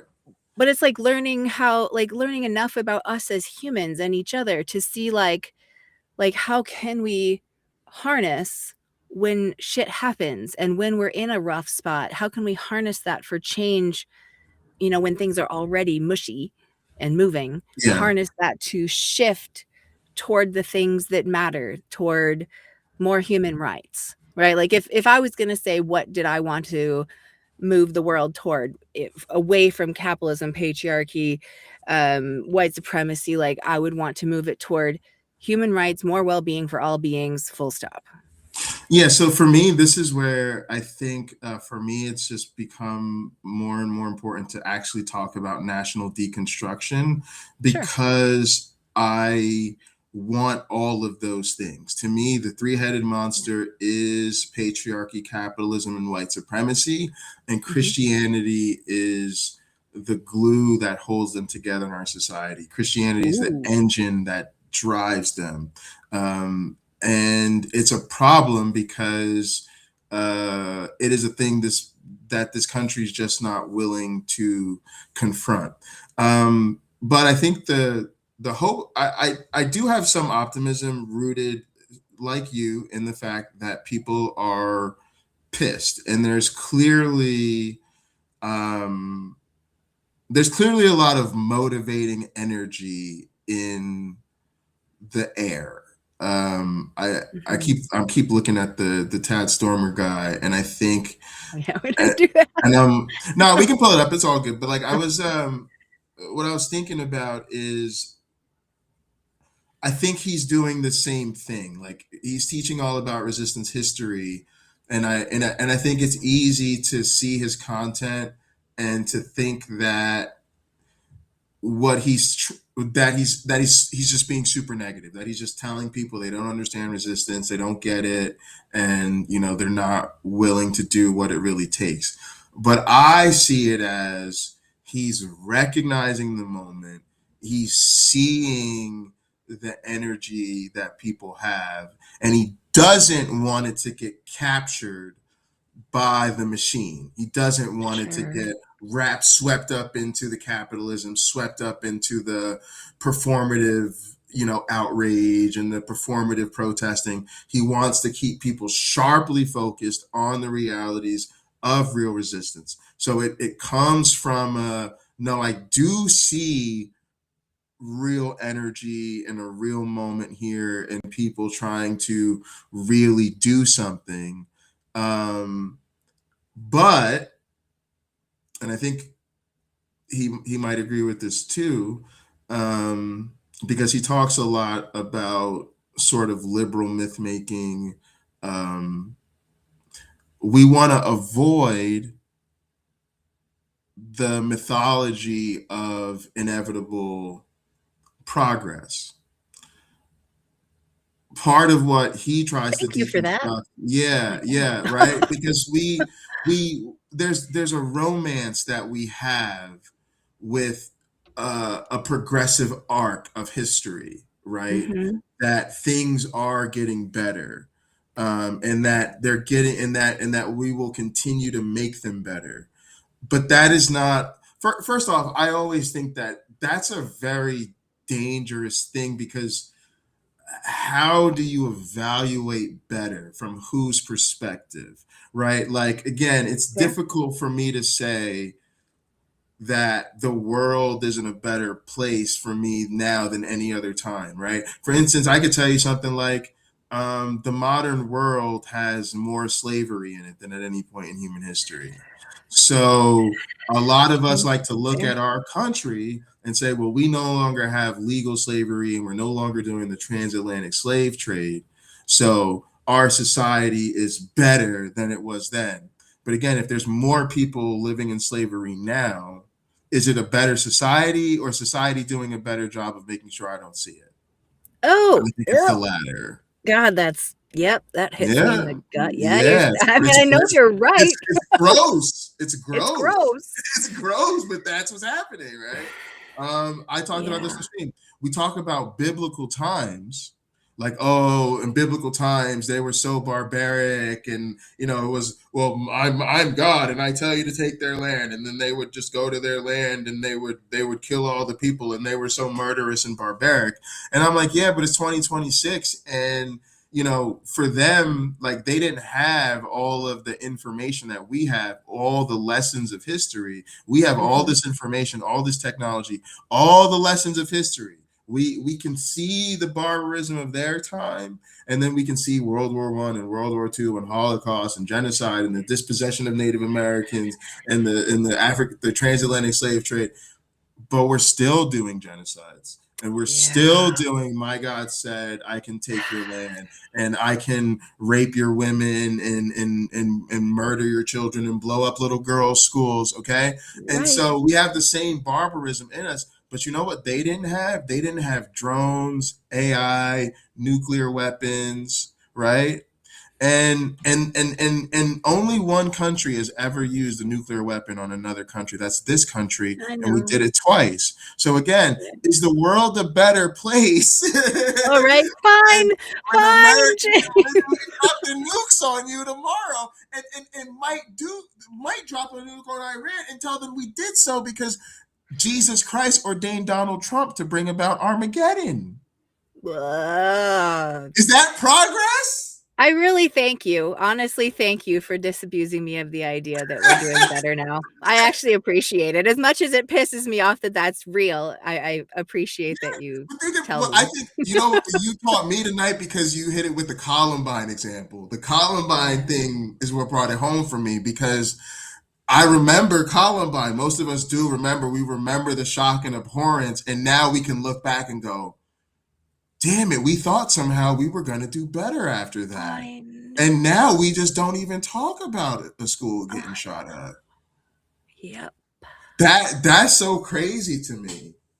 And Mhm. so we're trying, we don't, that's exactly what we don't want to happen in this moment now, Yes, right? exactly. We Yes. don't we don't want to be we don't want to be 20 years from now. Because remember last Middle East, and last time we went over there, it was 20. We don't want to be 20 years from now looking back and going, well, yeah, I mean, they did just say they thought Donald Trump was going to bring about Armageddon, but we thought at the time it was just going to be a few months, right? It's like this could become the new normal if we're not careful. And honestly, my prediction is that it will be Yeah. unless we and so that's why I'm trying to slow down because I'm like if we rush to solve this, if we because we only have the master's tools. Me personally, I've needed to get retooled. Like I needed to learn more about history to Mhm. understand more about why the options available to us have been inadequate. Um, Even with my students, sometimes like I tell them like you can't go out right. And I don't say you can't, but I actually I encourage them to protest. I encourage them to resist, but I remind them that part of their resistance needs to be not letting the moment rob them of their journey, right? Because you lose if you go out there, do something crazy, and you were going to become a nurse, and now you're no longer a nurse. When you become a nurse, when we talk about the inadequacies of the healthcare system, you can do something about that. Yeah. And when you're part of the resistance as a nurse, for instance, when you can talk about the trauma that a bomb does to the human body, boom, you're going to have a much more powerful voice than you do as a 20 21 year old college student sitting in front of me right now. So I Absolutely. know the world is burning outside, and I don't want to tell you not to do anything about it. But part of what you need to do about it is to have the discipline to not let it knock you off course, because when you get to where you're going, you're going to be able to make a bigger difference. And so Yeah. I use myself as an example. So like when I was doing my PhD, like uh, when the whole George Floyd thing happened, my PhD advisor reached out to me, and actually my mother reached out to me, because there was so many protests happening. And I've been, involved in different protests and events and a lot of political stuff. So Sure. they were, like worried I might do something crazy. And I was just like, and I said to them, the only form of protest I'm interested in right now is finishing my PhD. I love And it that. was because in that moment, I recognized what was really taken from George Floyd. What Mhm. was really taken from him was his ability to manifest his future and live his life to his own dictates. And I don't know, his educational background or what it was, but he was also robbed of seeing anything. Maybe, I think about my uncle and how my uncle's deceased, but how proud my uncle would be of me, and how proud he was when I got a full academic scholarship to college. Mhm. So, George Floyd was robbed to see any of his nephews become, doctors or whatever. Yeah. And so I was telling my students, like, yeah, I was angry and wanted to take it to the streets. But if I'd have got in trouble, I wouldn't be able to be here in this moment with you, Yeah. trying to help y'all get to where y'all are going in this moment. You see what I'm Yeah. saying? So you got Yes. to be able to connect those dots. And so it's That's like, your strategy. yeah, That was you having strategy instead of just outrage. yes. Instead of Yeah. just outrage, right? Like channeling it, Yeah. like, no, Jay, get to be a Black PhD, knowing that, less than like 1% of less than 2% of evolutionary biologists are Black, and then hit them with it, Yeah. and so that's the thing. Now, am I saying everybody needs to go back to grad school? And no, we don't have time for all that. But what I am saying is we should really value deconstruction, Mhm. like as an ongoing, continual thing. Like myself, like I still have to deconstruct from all of these things myself because it's a continual process, right? It's Totally. not just Totally. like it's not a one-time thing. But then part of that has to be the realization that I'm therefore also not adequately tooled. And that's very Yeah. frustrating. So like Mhm. for instance, like relationships, like part of what I had to realize with like relationships and different things in life was one of the consequences of being raised in a cult is I feel like there's developmental consequences. So just to be brief Amen. about it, like a couple ones would be like instead of learning how to like use your words and like express your feelings, right? You're always told to like take it to God or like make it a faith thing, or like you're going through challenges in life. Like I was using an example of like maybe you had a relationship with a partner and you found out that like they gave you an STD, but then they break up with you because they just blame you, like I don't know, whatever, right? And then you find out like you're pregnant. That's just I was just example I made up in my head, right? But instead of like learning how to like deal with the challenges, you're literally told, well, are you on your knees? Have you been on your knees enough? Have you given it to Uh, him? Have you turned it over? Right. And so literally oh man, we no. don't we don't learn how to deal with life as adults, right?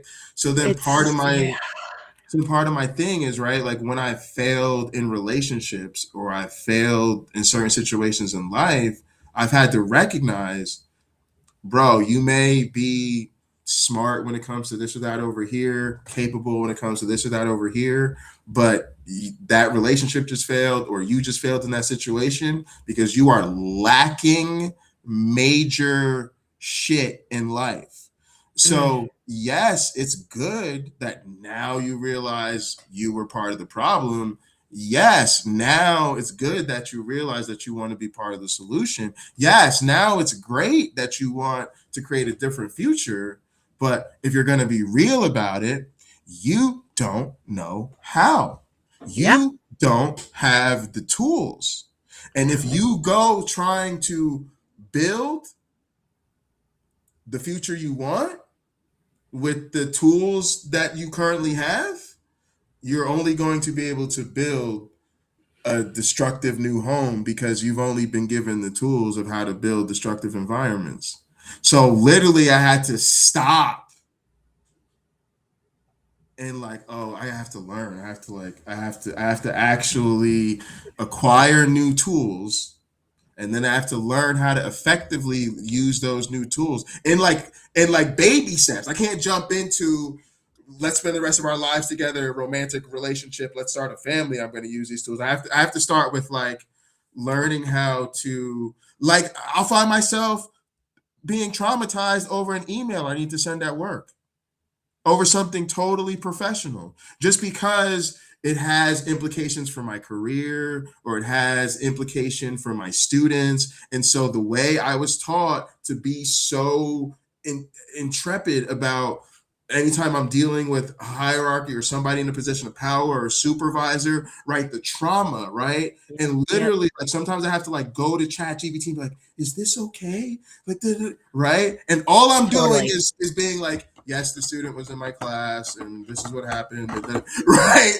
Because I Yeah. was so trauma that like the basic skills of like communicating what happened or what I need is so fucking difficult for me that I have to like learn how to do that before I can think about how that's going to play out in a serious relationship, or how that's going to play out if I'm trying to be a community organizer, trying to organize a resistance in the middle of a goddamn fascist regime, right? Like, so that's what I'm saying. Yeah. And yeah, like I feel like way more capable of addressing those things now, but it took time. And just because I woke up and realized that I was a problem in the past didn't automatically qualify me to be a part of the solution. And so I do think that there's a way in which a lot of people are like, they have the energy now and they have the motivation to do something, and that's great. We definitely want to capitalize on that and like use it effectively, but we have to also be serious about the reality that like we just might not be ready, and we might be more effective if we slow down a little bit and just be real critical before we go do things, right? Okay. You pulled me in right at the last second there, but otherwise I had a little more pushback than I'm going to have. Because, okay, one thing that I really appreciate about you, Jay, is that I feel like you have this ability, and this is something I think we all need, is radical acceptance of what is.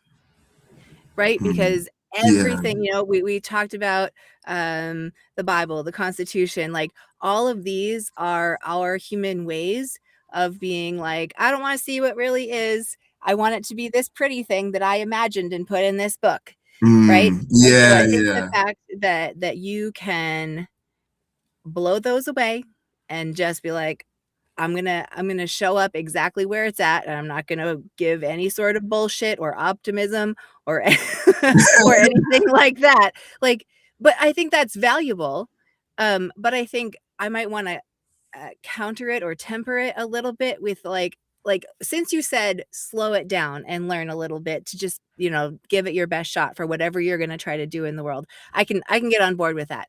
But what I think Yeah. I was feeling as you were talking about that was a little bit of fear that if we make it such a thing that like you need to have all of these educational pieces in place, you have to have deconstructed ABC through Mm, XYZ, like I think that can be yeah. a place that will stop people from doing anything because we've just told them they can't Yeah. possibly be Yeah. qualified.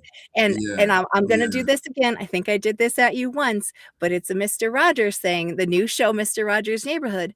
Everyone is big enough to do something. I did that tune wrong, but you get it, right? Yeah. No, it's great. Everyone Yeah. is Yeah.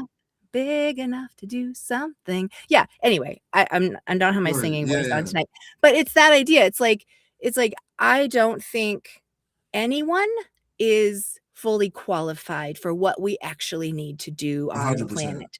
So I 100%. will say, like when I started, as a baby activist, not knowing anything, and I still don't. I will just flat out say I don't at all. I got involved with the local Extinction Rebellion group. They were climate, and because at the time it was mid-pandemic, I was like, well, I need to do something or I'm going to lose my mind. So I was like, Sure. let me, like, what would have the biggest impact? I was like, well, we all need the climate, so maybe I'll work on climate. That was my thinking. So I went to this group, and they are the most wonderful people. It's a bunch of like older retired white folks who really are working their asses off in every way they know how to push the city, push the state, contribute to larger coalitions for various climate initiatives.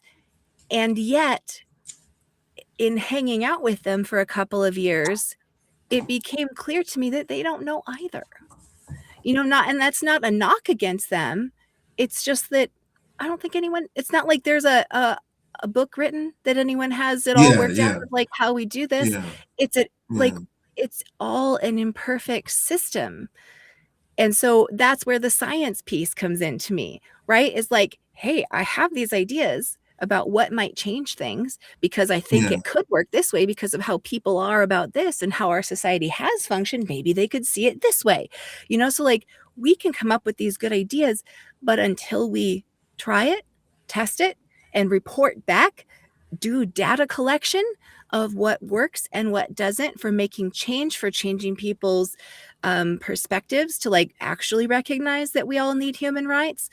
Yeah. Um, it's like, so it's like there's so much attached to it. It's like I wish we could strip it down just to a scientific thing of like what makes this work better for people, what will entice them or help them decide that they can give their time to that, because it's a lot to ask for anyone's time, to ask for anyone's money, to do something that isn't necessarily going to serve them directly, because that is our conditioning, because our conditioning in a capitalistic society to look to authority of God or a parent to tell us what to do, or government, and that's like all brand new for us to have any thoughts outside of that. And so like we don't know what we're doing yet. And Yes. we've got to like kind of hold each other's hands as we figure it out. Yeah. No, it's a really important point. So I don't know, the phrase that just came to my mind is radical reconsideration, and I think that that's more the practice I would advocate, which is just and almost in all things in life, and I think it's kind of consistent in many ways with this a scientific mindset in ways that I'm sure I'll think more about later. But basically the idea that we should always be willing to reconsider our thoughts, our ideas, and certainly our behaviors, and in like a radical way, like just always like Yeah. I might be wrong, or there Yeah. might be a better way, or this might Yeah. not be effective, or Yeah. and so with that I would say like I'm still a fan, not I don't know if fan's the right word. I still think the reality for many people is always going to be baby steps. Mhm. I just think radical reconsideration is more about considering what you can do to make sure they're baby steps in the right direction. What I Yeah. feel like the compulsory comfort solution thing does is it gets people to react instead of strategizing. You're reactionary, right? You're just very, and that's easy because we're emotional, right? And then we want to do something now to make the feeling Mhm. go away, right? And so then Yes. immediately, and so then that's when the problem comes, because that's when you're going to fall back into a habit and you're going to do what you've always done. Well, I'm going to write an angry letter to my congressman. I'm going to protest this. I'm going to do this, whatever. And it's just like pausing to think and Mhm. going, well, is that the best use of my time, right? Or Yeah. is that, and then that's when the deconstruction piece comes in, because the deconstruction piece allows you to go, well, actually I kind of think that's an example of trying to dismantle the master's house with the master's tools, because I think plenty of people have written angry letters to congressmen and we're still here, right? Now, that's not to say you may still want to write an angry letter to your congressman. And if one of your neighbors comes around asking you to sign a petition about how angry you are about your congressman, I'd still sign it, right? But now at least you're in a place where you're at least now being able to say, well, what else might I consider doing? Or Mhm. what else would I even be willing to maybe support other people in doing? Part of the problem that I have, that I guess I'll try to briefly repeat the sermon, but the thing that Stormer was talking about today was, for instance, violence, how the coercive power regime always wants to talk about violence because violence scares people out of what's needed to be done a lot of times for For effective sure. resistance. And Yeah. so when violence becomes the boogeyman, it shifts the conversation away from the power structure that makes the resistance necessary to the violent behavior of the resistors, right? And so that's an example where, that's not to say that the average comfort consuming American is all of a sudden going to become a violent revolutionary. But maybe what they will do is be less patronizing about people who advocate for direct action. So if I can get somebody who would normally be patronizing, like, oh, well, you have to do that. If I could get them to like not give everybody that lecture, right? Then we can have a different conversation, right? So I'm not just like telling everybody to just go crazy, right? I'm just saying slow down, Yeah. think about what you can still do from whatever combination of your resources, your time, your availability, your know-how, right? But just be willing to consider that maybe doing something different, right? Because a lot of times the things we've always done, apparently doing what we always have done is not going to stop us from being in the situation that we currently find ourselves. And then maybe there's something else I can do or support other people doing, because it is important that people don't get analysis paralysis and be like, well, Jay said I've got to learn about resistance history and go back to school and get a sociology degree. And Right. well, no, by the time you did all that, who knows if the rest of us will even still be here. Right. Yeah, no, we don't want to send the wrong message there for sure. Yeah, it's a weird balance, isn't it? But I mean, I guess that's where I end up coming back to a hopeful thought of like, hey guys, if we all thought about this and talked to each other about it and tried some stuff, we could probably shift some things. And even giving just that much hope of like, I don't know, I kind of think humans have done a lot of crazy cool stuff, also a lot of terrible things, but the fact that we've done good things also means maybe we can if we try. And, Yeah. like, it's just kind of a, oh, huh, hi, Dale. Thanks. Oh, nice, That is nice. very nice of Big. you. I appreciate Oh, here, that. let me Thank put it you. up on the Yeah. screen there. Aw. Uh, Infidel. Do you want to read it? yeah, so Infidel sent $49.99. I'm definitely not good at slowing down, but I am self-aware, so I do what I can. Thank you for that Mm-hmm. very generous donation. That's awesome. Indeed. That's Oh, that's awesome. so Awesome. kind of Awesome. you. Thank you. Yeah, amazing. Thanks for being with us tonight, and for sending that in. Absolutely. That's amazing. Very Yeah. generous of you. Yeah, so one thing I was going to mention is I think it's important, at least from where I sit right now. So one thing I wanted to mention about what you had said before was that I do try to be very grounded in reality as best I can. I know I have my own mythology that I rely on, I'm sure, just to get by from day to day. But I do think there's a certain, I don't know if beauty is the right word, or grandeur. There optimism. There's a certain, it's not as negative, I would say, as people tend to think. Um, what I would say is it allows you to, I don't know. It's a practice, I guess. I'd say it takes time, but I would say over time you learn to be very accepting of what at least is apparently reality, and that has its own optimism with it. So, for instance, Hmm. the realization that, for instance, you left a cult, Mhm. and but most people stayed behind. Um, like for me, there's still so much pain in, for instance, losing, my family and friends and sense of community and all of those things. Yeah.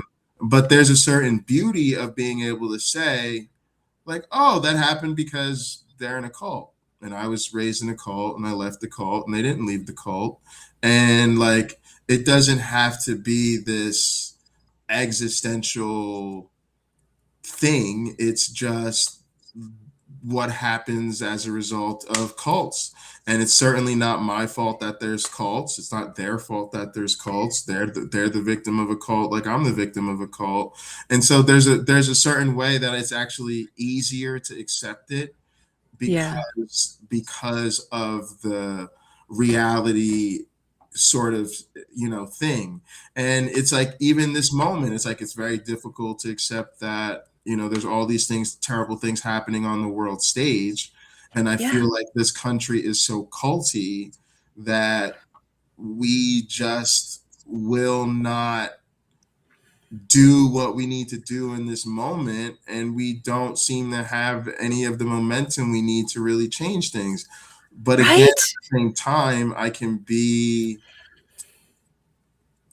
I that's the reality. It's like, oh, okay, well, the country is incredibly cultified. Hmm. So it's sort of like teaching third graders and expecting them to be able to do calculus.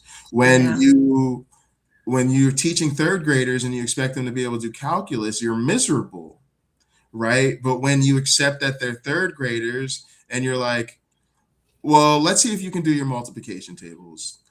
Oh, you can. All right. Well, we can do multiplication. Yay! Let's see what we can do now that we got these multiplication tables down. You see what I'm saying? Yes, So exactly. And that's your radical acceptance of what is showing through. It's yeah, such a valuable skill, Jay. yeah. Yeah. I can meet you where you're at once I accept that that's where you're at. I may not be Yes. happy that that's where you're at, but at least I can accept it. That's the reality. Like okay, and but and then also, like, that's another thing that's helped me realize is we have to stop trying to convince people to be on our side of things. We have to, the same thing you did with your family, or a lot of us did with our families, which is, Yeah. I left that cult, but they didn't. And nothing they can say or do can get me to go back. And seemingly nothing I can say or do can get them to leave. Right. But at the same time, they're going to keep doing what they feel they got to do. And I'm going to keep doing what I feel I got to do. And I think Yeah. we need that scaled up, because, and this comes back to the coercion. I think the coercion has been to convince us that we can't do anything without these people. And Mhm. then we're always stuck in this abusive relationship with these people, because, again, they're never going to leave the cult, and they only relate to us as well as we're willing to accept their cultiness and speak Uh-huh. their culty language. And so we're Yep. stuck with them because they're basically telling us we can't create the world that we want without them. And then that keeps us stuck in, like, having to convince them to create the non-culty world we want, but they're still in the cult. Yeah. So Yeah. my thing is, that's why I focus more on, like, our community and the people who, one, we only can influence the people that are actually willing to listen to us. So why spending all your time talking to people who ain't listening to you? I don't know what you're doing. But then telling us, like, we're enough, and we're better to stop feeling like we're inadequate. So part of what you learn about resistance, or what I've been learning about resistance is not necessarily about victory the way people think it is. Mhm. Right? When you look at the history of Black people, or slavery, or a marginalized religious group, or women, or anything like that, we don't ever look and say, well, they won. There was never like a Yeah. war where Black people took over and beat white people and there was victory. No, we survived and advanced. I think of it as like being in a tournament. You survive and advance. You get to the next round. You get to the next round. You get to the next round. So part of learning resistance is that people have always done it, And it doesn't necessarily require convincing the dominant population to adopt your ideology and accept you. So part of what I learned is, no, you have to reclaim your power. And when you Yeah. reclaim your power, that starts with saying, I'm enough and I have enough. And even if we all we got, we gonna make it work with us. We're not Yeah. gonna go beg them to see our humanity anymore. Well, so you make me think of, and I agree with you. Yes, it's the humanity piece that if that's not being well served, then that is our moment to move on, for sure. Shoot, there was something else I was gonna say along with that. Are you frozen? No, you're good. No, it's good to Okay. see you, Purple. I'm just reading some of Oh, yeah. the chat here. Yeah, I lost where I was gonna go with that.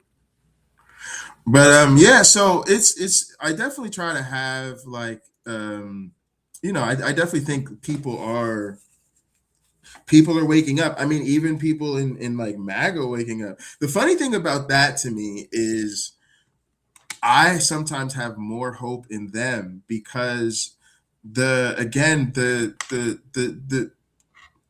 Hmm. moderate moderate people are moderate people. Like the what it takes to like fit into the moderate box in life makes you in some sense inherently undangerous to the system. Yes. And so MAGA outraged gives me more hope than liberals, because liberals have always failed to manifest real opposition. Liberals get mad, but they stay within the confines of the system. So they're writing angry letters to their Congress people, vote blue in the midterms. Yeah, we'd really love to stop Trump, but we don't have control over the three branches of government. So we're just going to go on vacation. I don't know what you want us to do. Right. Like they're just useless. But Okay. but Sorry. MAGA, enough MAGA turns, they'll be maybe erecting a gallows outside the White House talking about hang Donald Trump. Like they're certainly more likely to do it than the Democrats. Well, so I was gonna take it to a place of like cults and extremes. Look at Hey Jake Huger. That's the worst. That's so insulting.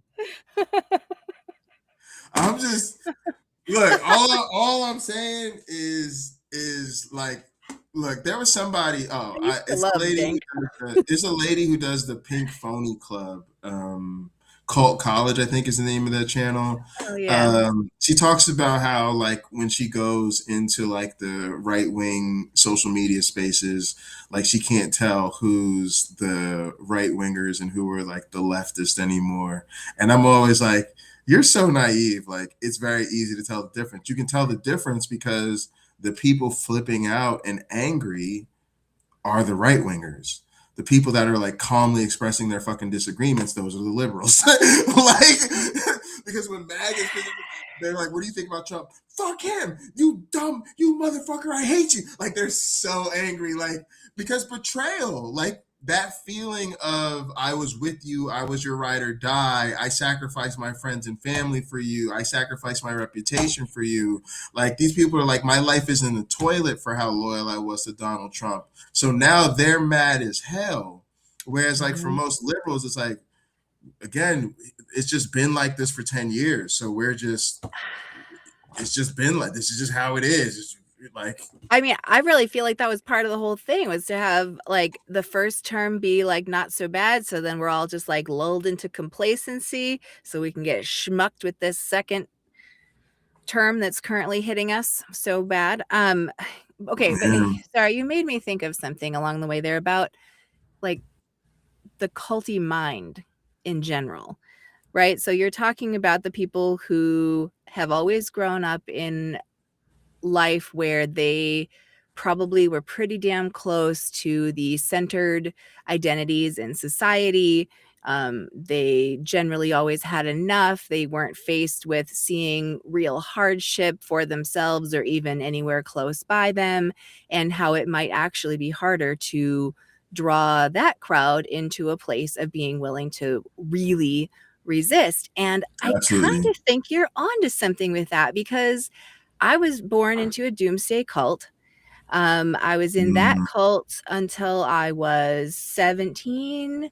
And then I almost immediately ended up right into the evangelical cult, where I mm. spent 10 years. And even when I got out of that and I was like, oh, I don't think God's a real thing, I don't believe any of this anymore, like there was still so much about like sort of uh co-opted into culty environments. And so what I found myself doing was everything I got involved in after that eventually was like, oh my goodness, this is also a cult.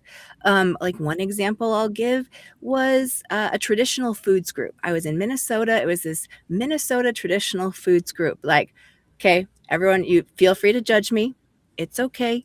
We were a collective group that was trying to source raw milk, do nose to tail eating of animals, so that nothing was wasted. It's like there was definitely like things in there that I still could be like, I get it, I liked it, and I understood why I was doing it. We would like soak our grains in beans and just do all of these things that supposedly had scientific backing for why we were doing it, in the service of seeking health for ourselves and our children, right? So like I realized, having been in a doomsday cult that controlled my food and had limited things I could eat and had weeks of the year where we couldn't eat certain things or had to clean everything out of our house, like there was something about the extreme of limiting my own food intake or my food choices based on some outside system that made me feel safe. And so I think, and there was more examples of other cult-y environments that I found myself involved in, where I could identify these like unspoken, but you clearly understood, these are the ways you behave, these are the things that you purchase in order to be part of our group. And so like that makes a ton of sense to me, because like whatever you've kind of come up with, it's just easy to stay there and to find what gives you that familiarity. And so we're pretty fragile when we haven't experienced a lot of all over, up and down kind of life. We think, well, we shouldn't have to go outside of our comfort zone. It's always been there. So why would I? Right? Yeah, And so we don't have like the people who have that middle ground of like every moment of their life. I don't know what they can draw from to decide that their outrage is worth something that goes outside that middle comfortable place. Where would yeah, they get it? it's tough. Part of it is there's actually sort of almost an ironically inverted relationship between economic success and, I don't know, hardiness. Like there's a way in which nobody's more pathetic than like rich billionaires, because they're what you and I would think of as life changing generational wealth. I'd never have to work another day in my life money, to them would be a financial collapse so existential that they might literally commit suicide. Like actually though. Yeah. No, I Because believe. because like having to just live, which would still be not like a normal person. Right, I'm talking like millions and millions of dollars. To them, that's such a step down that like they couldn't even handle the shame, right? So Yeah. there's a way in which we think, I become successful, I become rich, I'm now in the power position, I'm strong. No, you're actually weak as shit. You're soft as baby shit. Like you need like you need the most pampered treatment, or like you can't function, right? And there's a way in which people who are in like that middle like class still, like especially like moderate, like that's still there, right? Because there's just enough comfort and resources that like the thought of risking that is too much. It's like I really like my suburban home and my 2-car garage and my 401k and my this or my that. So number one, people really genuinely haven't deconstructed from the system. Like they think that means capitalism produces a good life for people like them. So Right. they literally don't have the even the awareness or the motivation, right? And then there's the like, if they were to do something and risk having a bad reputation or the company seeing them or something like that, it's like too much. And so that's the thing. I've always felt like comfort is the quiet killer, especially when you and it's tied because it's tied directly to the way in which the middle class in America was a uniquely and distinctly white phenomenon, like even in the sense of like the soldiers coming home from World War II and the GI Bills and that allowing the soldiers to go to college and get loans from banks and high paying jobs, like that created the modern middle class, right? That coincided, that would not have been possible had the historical concept of whiteness around at the settling and founding of America carried on through. In other words, if Irish, Polish, Jewish, Catholic, white Americans were excluded from those things, we may have had the social upheaval then that would have created the type of world we think we may need to do now.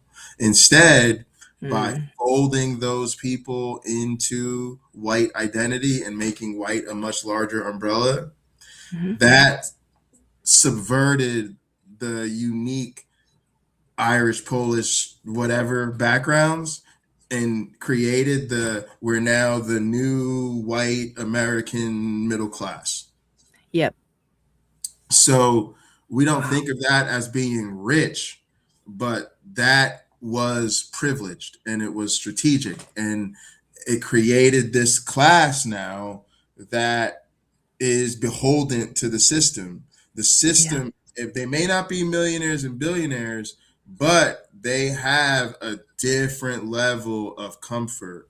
They're right. They're not stressed paycheck to paycheck. They're not stressed week to week. They've got 401ks. They've got benefits. Their kids are going to inherit something. Their kids are going to college, right? The whole thing is set up to make you just comfortable enough. That you won't bite the hand that feeds you. So it's comfort that's the killer. And then what happens is that also becomes super Christian, right? So now that's super Christian. So now what happens when that white Christian nation is now doing all these destructive things on the world stage?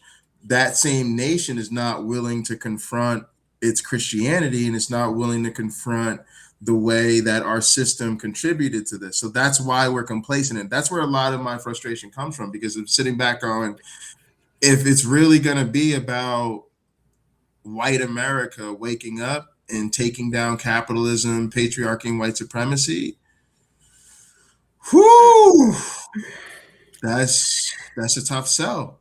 It is. And in some ways, it makes me glad then when Pete Hegseth gets up there and says the dumb, Nazi stuff that comes out of his mouth, because like there's a part of me that thinks maybe they'll hear it and be like, oh, I don't like that, and they'll turn against him, but maybe not. Maybe it goes the other way and it makes the people who are fine with midline Christianity think, well, maybe this is fine because it's still Christianity. I don't know. To me, it's an instant like turn off and tells me I should run the other way, but I don't know if that's how everyone's going to take that. Probably not. One, the Pete Hegseths of the world aren't going anywhere. You know, Donald Trump is going away, and then MAGA might get worse. Because again, I think the next iteration is going to be more competent. The next iteration is going to be sharper, more sponsored. The next iteration is going to be more financially backed. Like right now, Donald has always been financially rather desperate. He has a lot of money, but he's very desperate. You know, real powerful business people, they don't really like to deal with his type of temperament. So in the future, you know, it'll be somebody who's much more controllable and much more palatable. And then again, the Democrats are not getting out of the Christianity game. The lesson they're learning is that they need to compete for the Christian vote. So again, like America is really trying to double down on Christianity. And again, this is part of why, again, we're not ready and why we need national deconstruction, because what is so clearly apparent to me is we're just not willing to tell white people they're wrong. Like honestly, I hate to say it, like at some level for me, it's literally like not even that deep. It's really not. It's like it's time to tell white people their religion is a myth, like everybody else's religion is a myth. You know what, though? I wonder if there is a difference in, you know, when we say people aren't ready to hear this or no one's listening to this. I wonder if there's an age difference with this, because I think, you know, as adults in our 30s and 40s, the algorithms we're seeing is maybe not showing that at all. But I will tell you, the things I see out of my 14-year-olds, like the memes and the concepts that they're engaging with, and the level of understanding that is like already deconstructed about the government, about religion, about patriarchy, like it is there. Now, granted, that's not every 14-year-old, of course, I'm sure. But there is a good, solid body of work going on out there where these ideas are understood by at least portions of the younger generation. Now, is that everything? No, but it does give me a little bit of hope to think that maybe, just maybe, if we keep things like Club America and TPUSA, whatever groups, out of high schools and colleges, we might have a shot. But I don't know. Carl said the religion is a placeholder for superior complexes. I think that's true. Yeah. So I don't know if that gives you any little piece of hope, but I will tell you, every time my kid shows me a meme that I'm like, damn, that is 3 layers deep and you get it all the way, it does give me a little hope.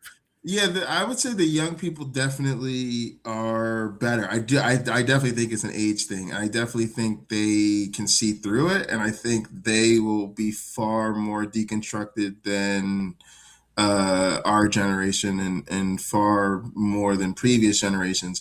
Now, what is a little disappointing for me with young people is I think they can see through it, but they've also doubled down on religious tolerance.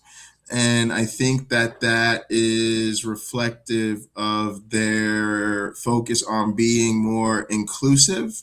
And so I fucks with it. It's like they could see through it, but they're not gonna like antagonize their religious peers. And it's fine. Like it comes from a place where I think they're moving in the right direction. I just think they're gonna need to sharpen their focus a little bit and be tolerant of personal and private religious belief, but really less tolerant of cults and like less tolerant of religious influence, because it is coercive and problematic. And I just don't think they're there yet, but I do think they have a real shot to get there.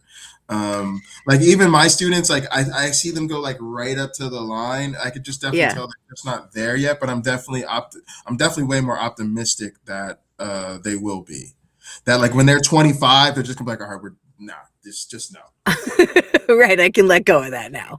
Yeah, just no. Yeah. Well, I had another thought that flitted away too fast. Dang it. But yeah, I definitely think it's generational. Go ahead, go ahead. Yeah. Okay. So it's the idea that like I was recognizing as I'm talking about my 14-year-old and how maybe the kids have got it right and the kids will do it. It's like that could be my personal version of just wait for the midterms, right? So like to Oh me when yeah. I right? And so that's like Oh my personal yeah. call of like just because I think maybe the kids are going to have it worked out and I know that my two are as prepared as I knew how to make them, that does not mean that I get to sit back and not do anything because there is a lot of years and I have a lot of things that I can do in my That journey to is resist. that's part of our indoctrination about the arc of history is that future generations will make it better, so you don't need Mhm. to worry too much right now. Yeah. The young people will naturally be creating a better world. All you need to do is make sure help them become good people. And the language I've really used to speak to that is I tell people we deserve the urgency of our lives. We deserve the urgency of our times. We deserve to say, if there's a cure for cancer, I want it now. If there's a society that can be created where people don't suffer under wealth inequality, I deserve to live in that world. See, Yeah. we tend to discount the lives of the past, and we tend to place a premium on the lives in the future. In other words, we treat lives in the past like maybe their lives weren't as valuable as ours because they lived in a cold and brutish world, and the world was just harder. And You it's really like think that? it's like it's like their pain and suffering was still their pain and suffering. Well, it's Yeah. like we say stuff like, well, they were a product of their time, or that's just how the world was back, you know what I mean? And it's like it's it's not like fire didn't burn because it was a different time. But Mm. then when we talk about the future, it's sort of like, well, things may not be that great right now, but they've always gotten better. And it's like, why? Like, and it is because if you think about even somebody like like MLK always comes up. um I don't think he'd be happy. I don't think he'd feel like, right. I think people we like to say that. We like to say, oh, he had a dream and we're progressing ever towards it. He'd be like, nah, it looks like we're kind of moving in the wrong direction, Uh-huh. actually. Uh-huh. Eh, Yeah. unfortunately true. Well, I mean, I was in my 40s when I think I was given to understand how much more radical MLK was than the whitewashed persona that I got, growing up. And that was a valuable piece of information for me. This is an interesting comment here. My teenage nephew knows the church is bullshit, but he can't let his mother catch on that he thinks that. So this is another thing we don't ever talk about, which is the coercive influence that keeps people in religion. People aren't in religion Mhm. because they think it's true. They're in religion because they're literally afraid of what their mothers or their grandmothers would think, Or losing their inheritance from said or mothers and losing grandmothers. inheritance from Uh-huh. their mothers and That's grandmothers. what I've noticed among friends, and that is tough. And I've been disinherited, so You know that's it too. that's that's a reality. But again, like you gotta do it. Like you have to do it. Look, when you if people don't understand, when you're in a narcissistic relationship, the only option is to leave the relationship. People tell you all the time, you have to block narcissists and go no contact. And so people Mhm. who have been in those relationships will tell you, I'll be poor living in a shoebox before stay in a relationship with a narcissist. So all of these people who can't extract themselves from their toxic religious family, I hope that inheritance is worth it, because there's no amount of inheritance or anything that could make it worthwhile to just be in relationship with like toxic family. Like, Oof. But then, like in the example Purple mentioned, it's, when you're not yet 18, oh when yeah, the like young person, no, you're that's totally stuck different. and, Yeah. you know, Yeah, yeah. no, that sounds like the young person, they'll be fine. I'm talking about the Oh, older people. I don't, yeah. young people, there's a struggle. It's and even in college, like so many students they're very religious. It's just the identity they show up with. They essentially show up with an identity that isn't theirs, and then they're trying to craft their identity emerging from a background that wasn't given to them. It's a Yeah. very interesting struggle to watch people go through. Right. Yeah, because it's sort of like you're free to actualize yourself, but you're constrained by the social circumstances that led to you having that opportunity. Exactly. Yeah. Whew. Well, Jay, I, for one, am glad that you have an audience of college students every day that you get to say these things to. That makes me so happy that I know that information from your research is going into the minds of young people. That is so important in the world. So thank you for doing that work. I appreciate that. It's a rewarding job in that regard. Yeah, I'm sure. Especially when, I bet you've had time seeing the light bulb go on for them. I don't know. If Yeah, you're yeah. watching me, I'm There's a sitting lot here of and you're times. saying one-liners, and I'm There's, like, there's a lot what? of You blew times my that mind. light bulb goes on for me. I mean, my students are crazy. I have some students I think could teach my class. Sometimes I worry they could teach it better than me. Really? Yeah. Yay, that's hopeful. Some of them are so good. Some of them I are so love good. that. All right. Well, look, we got to get together, I guess, and we'll do this again. This was fun. We should actually watch the video next time, maybe. Yeah, we'll was do that. It was Actually, do so you want to nice watch to it? talk to It's you, like though. 8 minutes. Sure. Why not? Yeah, Let's do it. Let's do it. It'll be good. It'll be really Okay. good for today's conversation. All right. Okay. Round it out. Good. Let me go use the little boy's room. Okay. I'm gonna break? make you entertain the Oh. people. No, Okay. you should solo Patty break. Oh dear. Let's see. Hi everybody. Okay. Oh. Hit the button. Let's see. I could kazoo for you all.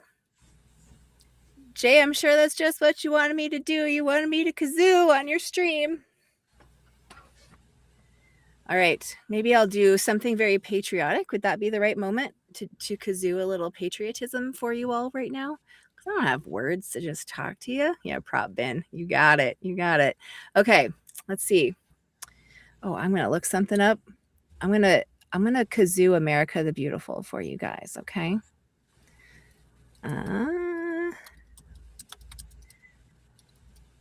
And somebody stop me if there's like something about that song that I don't know that would mean I should not kazoo it right now. Okay.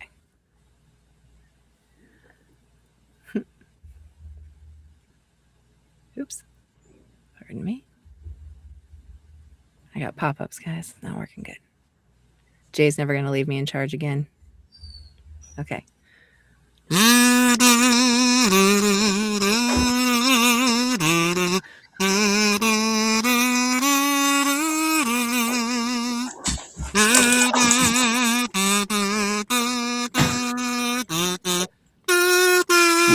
What in the hell?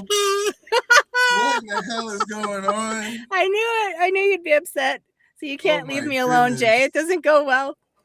Oh my goodness.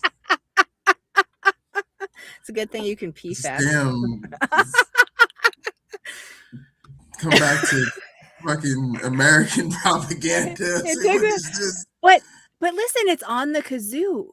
because that's what I like to do with my cults, with my cult songs too, is I kazoo them to demean them.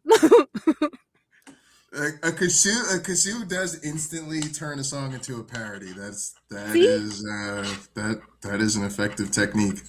Um, all right, so this is Tad. I think I put a link in the thing. He's I guess he's written the book. His book's coming out. It's called The Resistance History of the United States. I have never been so excited about a book in my life. Like, I pre-ordered it. I think it comes Nice. out in June. But yeah, no, this is great. I think we'll have a good chat about this. All right. Senator John Kennedy of Louisiana, a good old boy by way of Vanderbilt, gave us a lesson in resistance politics the other day. He said, violence undermines the morality that the protesters, the resistance, say their movement is based upon. Dr. King knew that. Gandhi knew that. Mandela knew this. He says all of this with a straight face. But then he kind of leans into the point. Violence is dangerous. You can get hurt. Members of ICE are cops. Cops will leave you alone unless you do illegal stuff. That's the move against resistance, against legitimate resistance, against the people's right to alter or abolish a government that becomes destructive of its ends. It's the move every single time. The point isn't to describe violence. The point is to make violence the subject. All right. So he touched on something really important, like the people's right to alter or abolish the government. That is just something we do not talk about, right? There's a reason they never talk about, because they don't want us to be taught that when the government is fucking that shit up, we should alter it. And if alter it doesn't work, we should abolish it. But this is also like the very key point. And it reminds me, even if you think about the way like somebody like me or like Uncle Bobby even does counter apologetics, right? The way we're talked about, it's always framed as violence, aggression, intolerance, divisiveness, like we're like, right? And it's like all we ever talk about is like radical honesty at best, right? But by framing it as, oh my God, they're so hostile and they're just angry all the time and they're mad at everybody and they hate everything, right? The conversation shifts away from, let's talk about the lies of Christianity and how it's going to get us all killed, and instead well, Uncle Bobby curses a lot, and Jay makes everything about politics and race, and that, right? Because now we shift from the problem to the perception of the people calling out the problem. So that's what he's really talking about, is that shift, that when we start talking about the violence of the protesters, we're no longer talking about the structural oppression that makes the resistance necessary in the first place. Yes. Okay. And that shift does political work for the regime, for the abusers of authority, and it works every single time. Hey folks, I'm Tad Sturmer. I'm a public historian and a scholar of American history at the University of Southern Denmark and the author of A Resistance History of the United States. It's an easy move to reduce resistance to one word: violence. Once the conversation turns to violence, the abuse that produced the resistance, that makes defiance necessary, gets disappeared. The regime no longer has to answer for what it's doing. It no longer has to defend the raids, the coercion, the arrests, the murders, the removals, the beatings, the confinement, the threats, or the destruction that made resistance necessary in the first place. All that fades into the background. Now the only question is whether the people resisting have become too unruly, too aggressive, too dangerous. They are angry, radical, out of control. Oh my God. That's what abusive authorities always try to reduce resistance to violence. Not because violence explains the resistance, but because the word itself changes the burden of proof. Hang on a sec. I just want to read these comments. She said, fuck that. The federal court judge said ICE can arrest trans people just for having a gender marker on their license that does not match their original birth certificate. Oh my God. I'm sorry, Perp. They have literally made my simply existing illegal. Yes. Trans rights are human which rights. That is so infuriating to me. Which We we've should all be upset absolutely about that. known. Yeah, we've absolutely known was their intention. Yeah. Yeah, I'm sorry, Perp. That's terrible news. Terrible fucking news. Hey, Jay, can you turn the volume up a little bit on the vid? I don't think I can try in the software here. It is all the way up, but I can try to turn it up from here. All right. But yeah, that's fucking terrible. And yeah, again, I try to teach people there's a simple test. Are they human? If someone is human, they deserve all the human rights.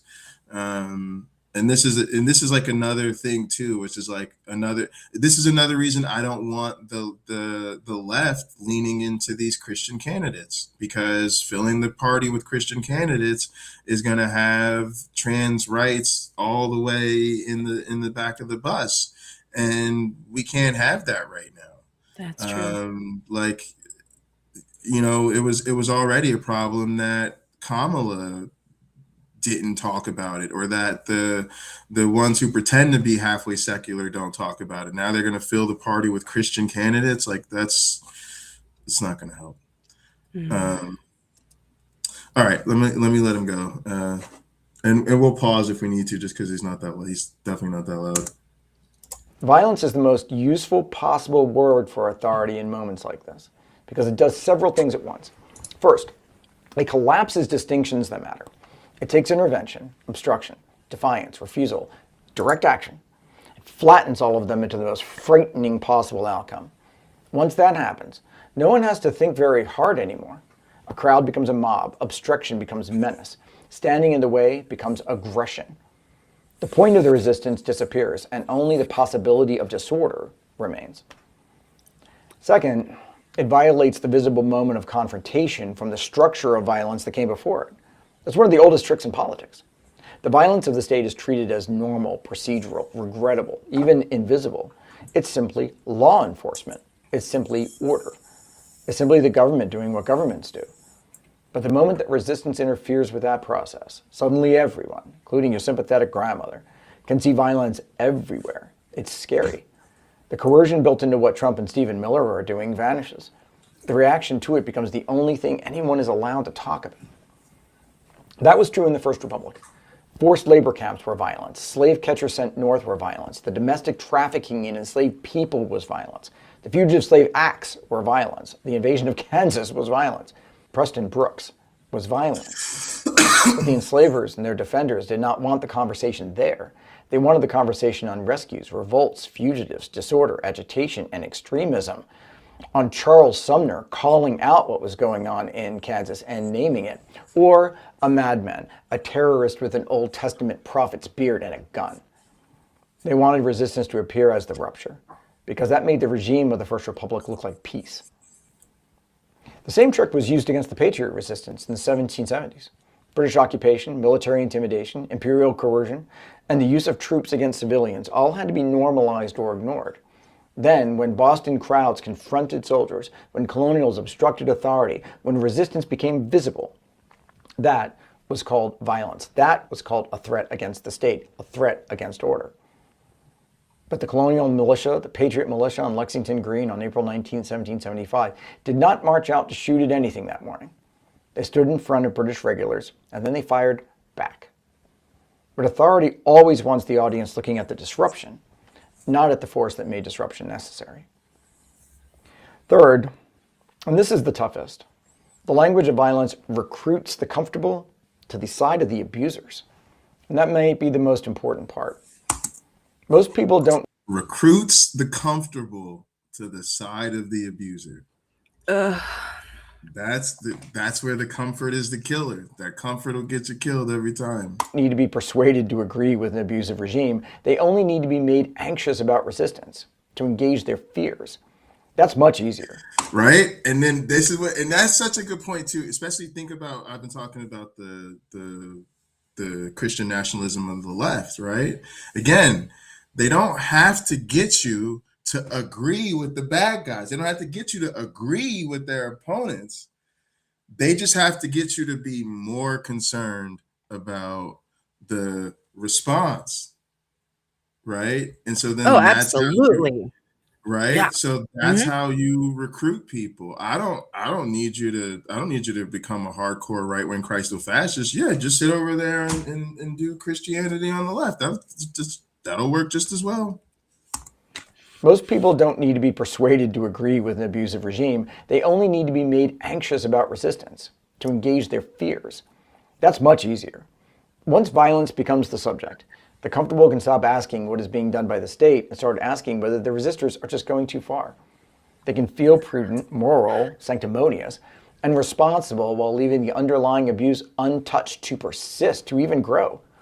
They can tell themselves they oppose excess on both sides, when in practice, only one is being asked to stop. That's why this language, that one word, is so useful to power and to those who abuse it. It does not need to convince everyone that the authority is good. It only needs to convince enough people that resistance is frightening. Oh my God. Fourth, no. the word violence gives authority permission to escalate its own violence. Once resistance has been named as violent, everything done against it starts to look defensive. Crackdowns become restoration. Repression becomes necessity. Fear becomes justification. The state gets to produce the very thing it claimed to be preventing, but that's probably going to happen anyway. That's the deeper fraud in Kennedy's line. When he says violence undermines the morality of the movement, he's pretending that violence arrives when people resist. Of course it doesn't. In those cases, violence is already present in the authority itself. The raids are violent, the seizure is violent, the caging is violent, the armed enforcement of abusive power is violent. There's already a body count. Resistance is entering a field already organized by force. That does not mean that every act done in resistance is wise, moral, or politically effective. That's absurd. But that's not Kennedy's point. His point is to move violence from the authority to the resistance.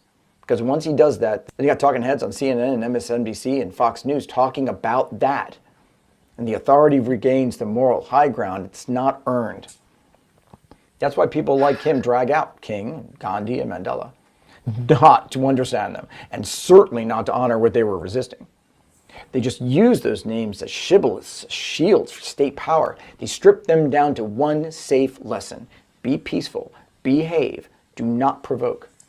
And use that lesson against anyone interfering with abuse in the present.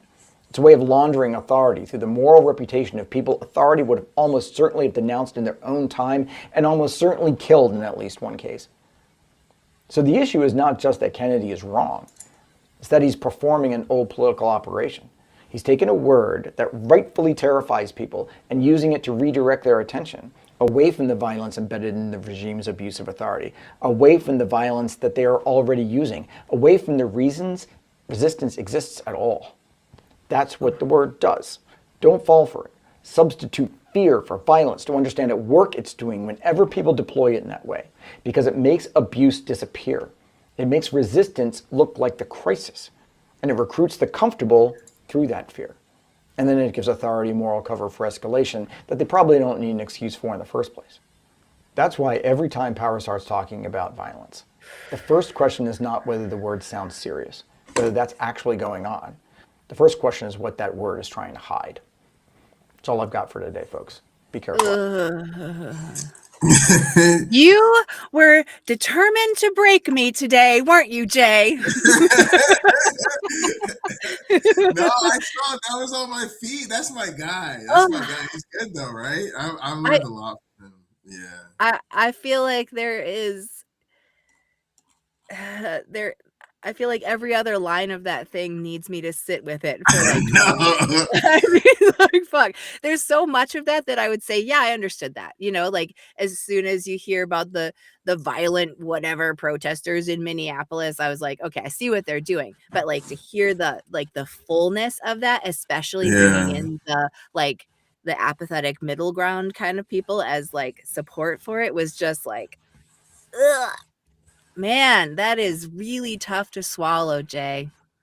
I But it's don't what but that's like but it. It that's what I makes me mean. That's what mad. we need to hear, right? That's I what know. gives us the opportunity to like slow down and then be Yeah. like, oh, okay, like if we keep chastising each other in this way, right? Like we're not helping. So now we can take that first baby step in a different direction, which again isn't telling everybody to go out there with pitchforks and torches, but it's rather to say, hey, when you see people doing direct action and then the government tries to give you or the media gives you the boogeyman narrative, don't take the bait. Right. Here's where I Yeah. think something that comes into play that's really valuable for many reasons is tactical frivolity. So I think Park Rose permaculture talks about this a little bit, but the idea of doing things that are disruptive, that are not peaceful, but they are also not violent, right? And so an example of that I saw a few weeks ago was outside of the ICE facility in Minneapolis. There was an entire group that, for some reason, decided what they would do to disrupt was to buy 500 brand new dildos and throw them at the trucks as they went by and bounce them all over. And, they could be debated, and I would love to debate the pros and cons of such a thing. But what it does is it deprives the administration of pointing them out as violent. And so to that guy's point, like, that's maybe a plus, right? Also, Yeah. there's So I think probably a she lot that was. could be said negative about it, but So she was, I think, making the distinction between peaceful protest and like nonviolent resistance, which yeah, people often think that nonviolent resistance needs to be peaceful. She was making the point that right, like it's explicitly not supposed to be right. peaceful. It just isn't supposed to be violent. And then you can make the analysis about you know violent resistance on its own. That's been a thing for me too, is to realize that it's there. So one of the things that the system always tries to do is to um, immobilize us by um, constantly presenting strategies as mutually exclusive alternatives. Whereas, like, the same way their coercion and oppression takes many forms and angles and, comes from a cumulative effect of all of those different forces and angles, resistance is the same thing. So, like for me, um, I can understand. I can share most people's preference for nonviolent resistance, and then understand that it still needs to be disruptive. It should be Yeah. disruptive, right? And Yep. then when there's violent resistance, then we address that, right? So like sometimes people are not with it, but you have cases like Luigi Mangione. Like his celebrity is an example of the power of violent resistance in a time when people have questions about the effectiveness of nonviolent resistance. Oh, Um, interesting point. yeah, it's again, I'm never gonna be one to none of us want to live in a society where people celebrate murder, but we want to be honest about why people are naming their pets after this man. um it's because, like Tad was talking about, when it happened, we had the conversation about the structural violence of the insurance industry. Yeah. And we found out about like their artificial intelligence algorithms that were, reducing the number of claims accepted. And then we have the reality where there was a huge spike in the number of claims that were accepted. So but again, like that's why those type of distinctions are important, so that it doesn't all get collapsed into the same thing. We can say, oh, Yeah. there's violent resistance over here. People have, their feelings about that. Then there's this other umbrella. There's this other, there's nonviolent resistance, and then there's direct and indirect and all of these things. But here's another aspect of what we were talking about earlier. So we talked about how during the race riots that produced the flight of white for a lot of our major cities, um, were times when there was state violence against Black and brown people. Mm-hmm. Part of what the game in America was and has been, even if you think back to Black Lives Matter, was when Black people get upset and they, you know, break store windows and damage property and maybe vandalize a retail location or whatever. That was the type of behavior that caused people to leave. Mm-hmm. That was too violent for them, right? Now, fast forward to 2020, you had the same rhetoric around Black Lives Matter. But then fast forward to 2026, and Alex Preddy and Renee Good get shot. All of a sudden, here comes literally suburban white America. And now all of a sudden they're like, oh, but y'all know that nonviolent resistance is not supposed to be peaceful. And y'all know that property destruction is not violence, right? And so this why another thing happened in this moment is Black and brown people are taking a step back, because now we're taking a step back looking at y'all like, oh, so you did understand that destroying property is nonviolent resistance and that it's necessary when the state is murdering you without consequences. Well, look at here. Yeah. Like, so that's why it's wild. It's like, oh, you see it now. Okay. All right. Well, That's but good. then I mean, we could go for another 3 hours, right? But like I'm at sure that we point, you could. have to recognize that like then the media has their complicity because Absolutely. there's, Black and brown people being killed by ICE all the time, or many of them, and they don't put their names out there. They don't publicize it. They don't make a big deal about it because they don't think anyone's going to click on it or whatever. I don't know what the like weird Yeah, yeah, incestuous yeah, relationship between the media and the algorithm is at this point. But yeah, like if people aren't hearing about it and then they're only being told intentionally about the ones that look like them, then yeah, that's the reaction you yeah, get too, so it's yeah, like it furthers the issue with it furthers the issue because then all of a sudden you don't give anyone the opportunity to rise to the challenge yes, either. yeah, yeah. No, it's just self-fulfilling prophecy. It's like literally saying like, and there's people say this like y'all don't care. Listen, we're not gonna pay attention to white women that go missing because y'all never pay attention when Black girls go missing. And then it's like, well, I never know of any Black girls going missing, right? So it's like, oh, we don't put it on the news when Black girls goes missing because nobody cares, and then nobody cares because they don't see it on the news. So yeah, Exactly. absolutely, it's terrible. It's Yeah. terrible.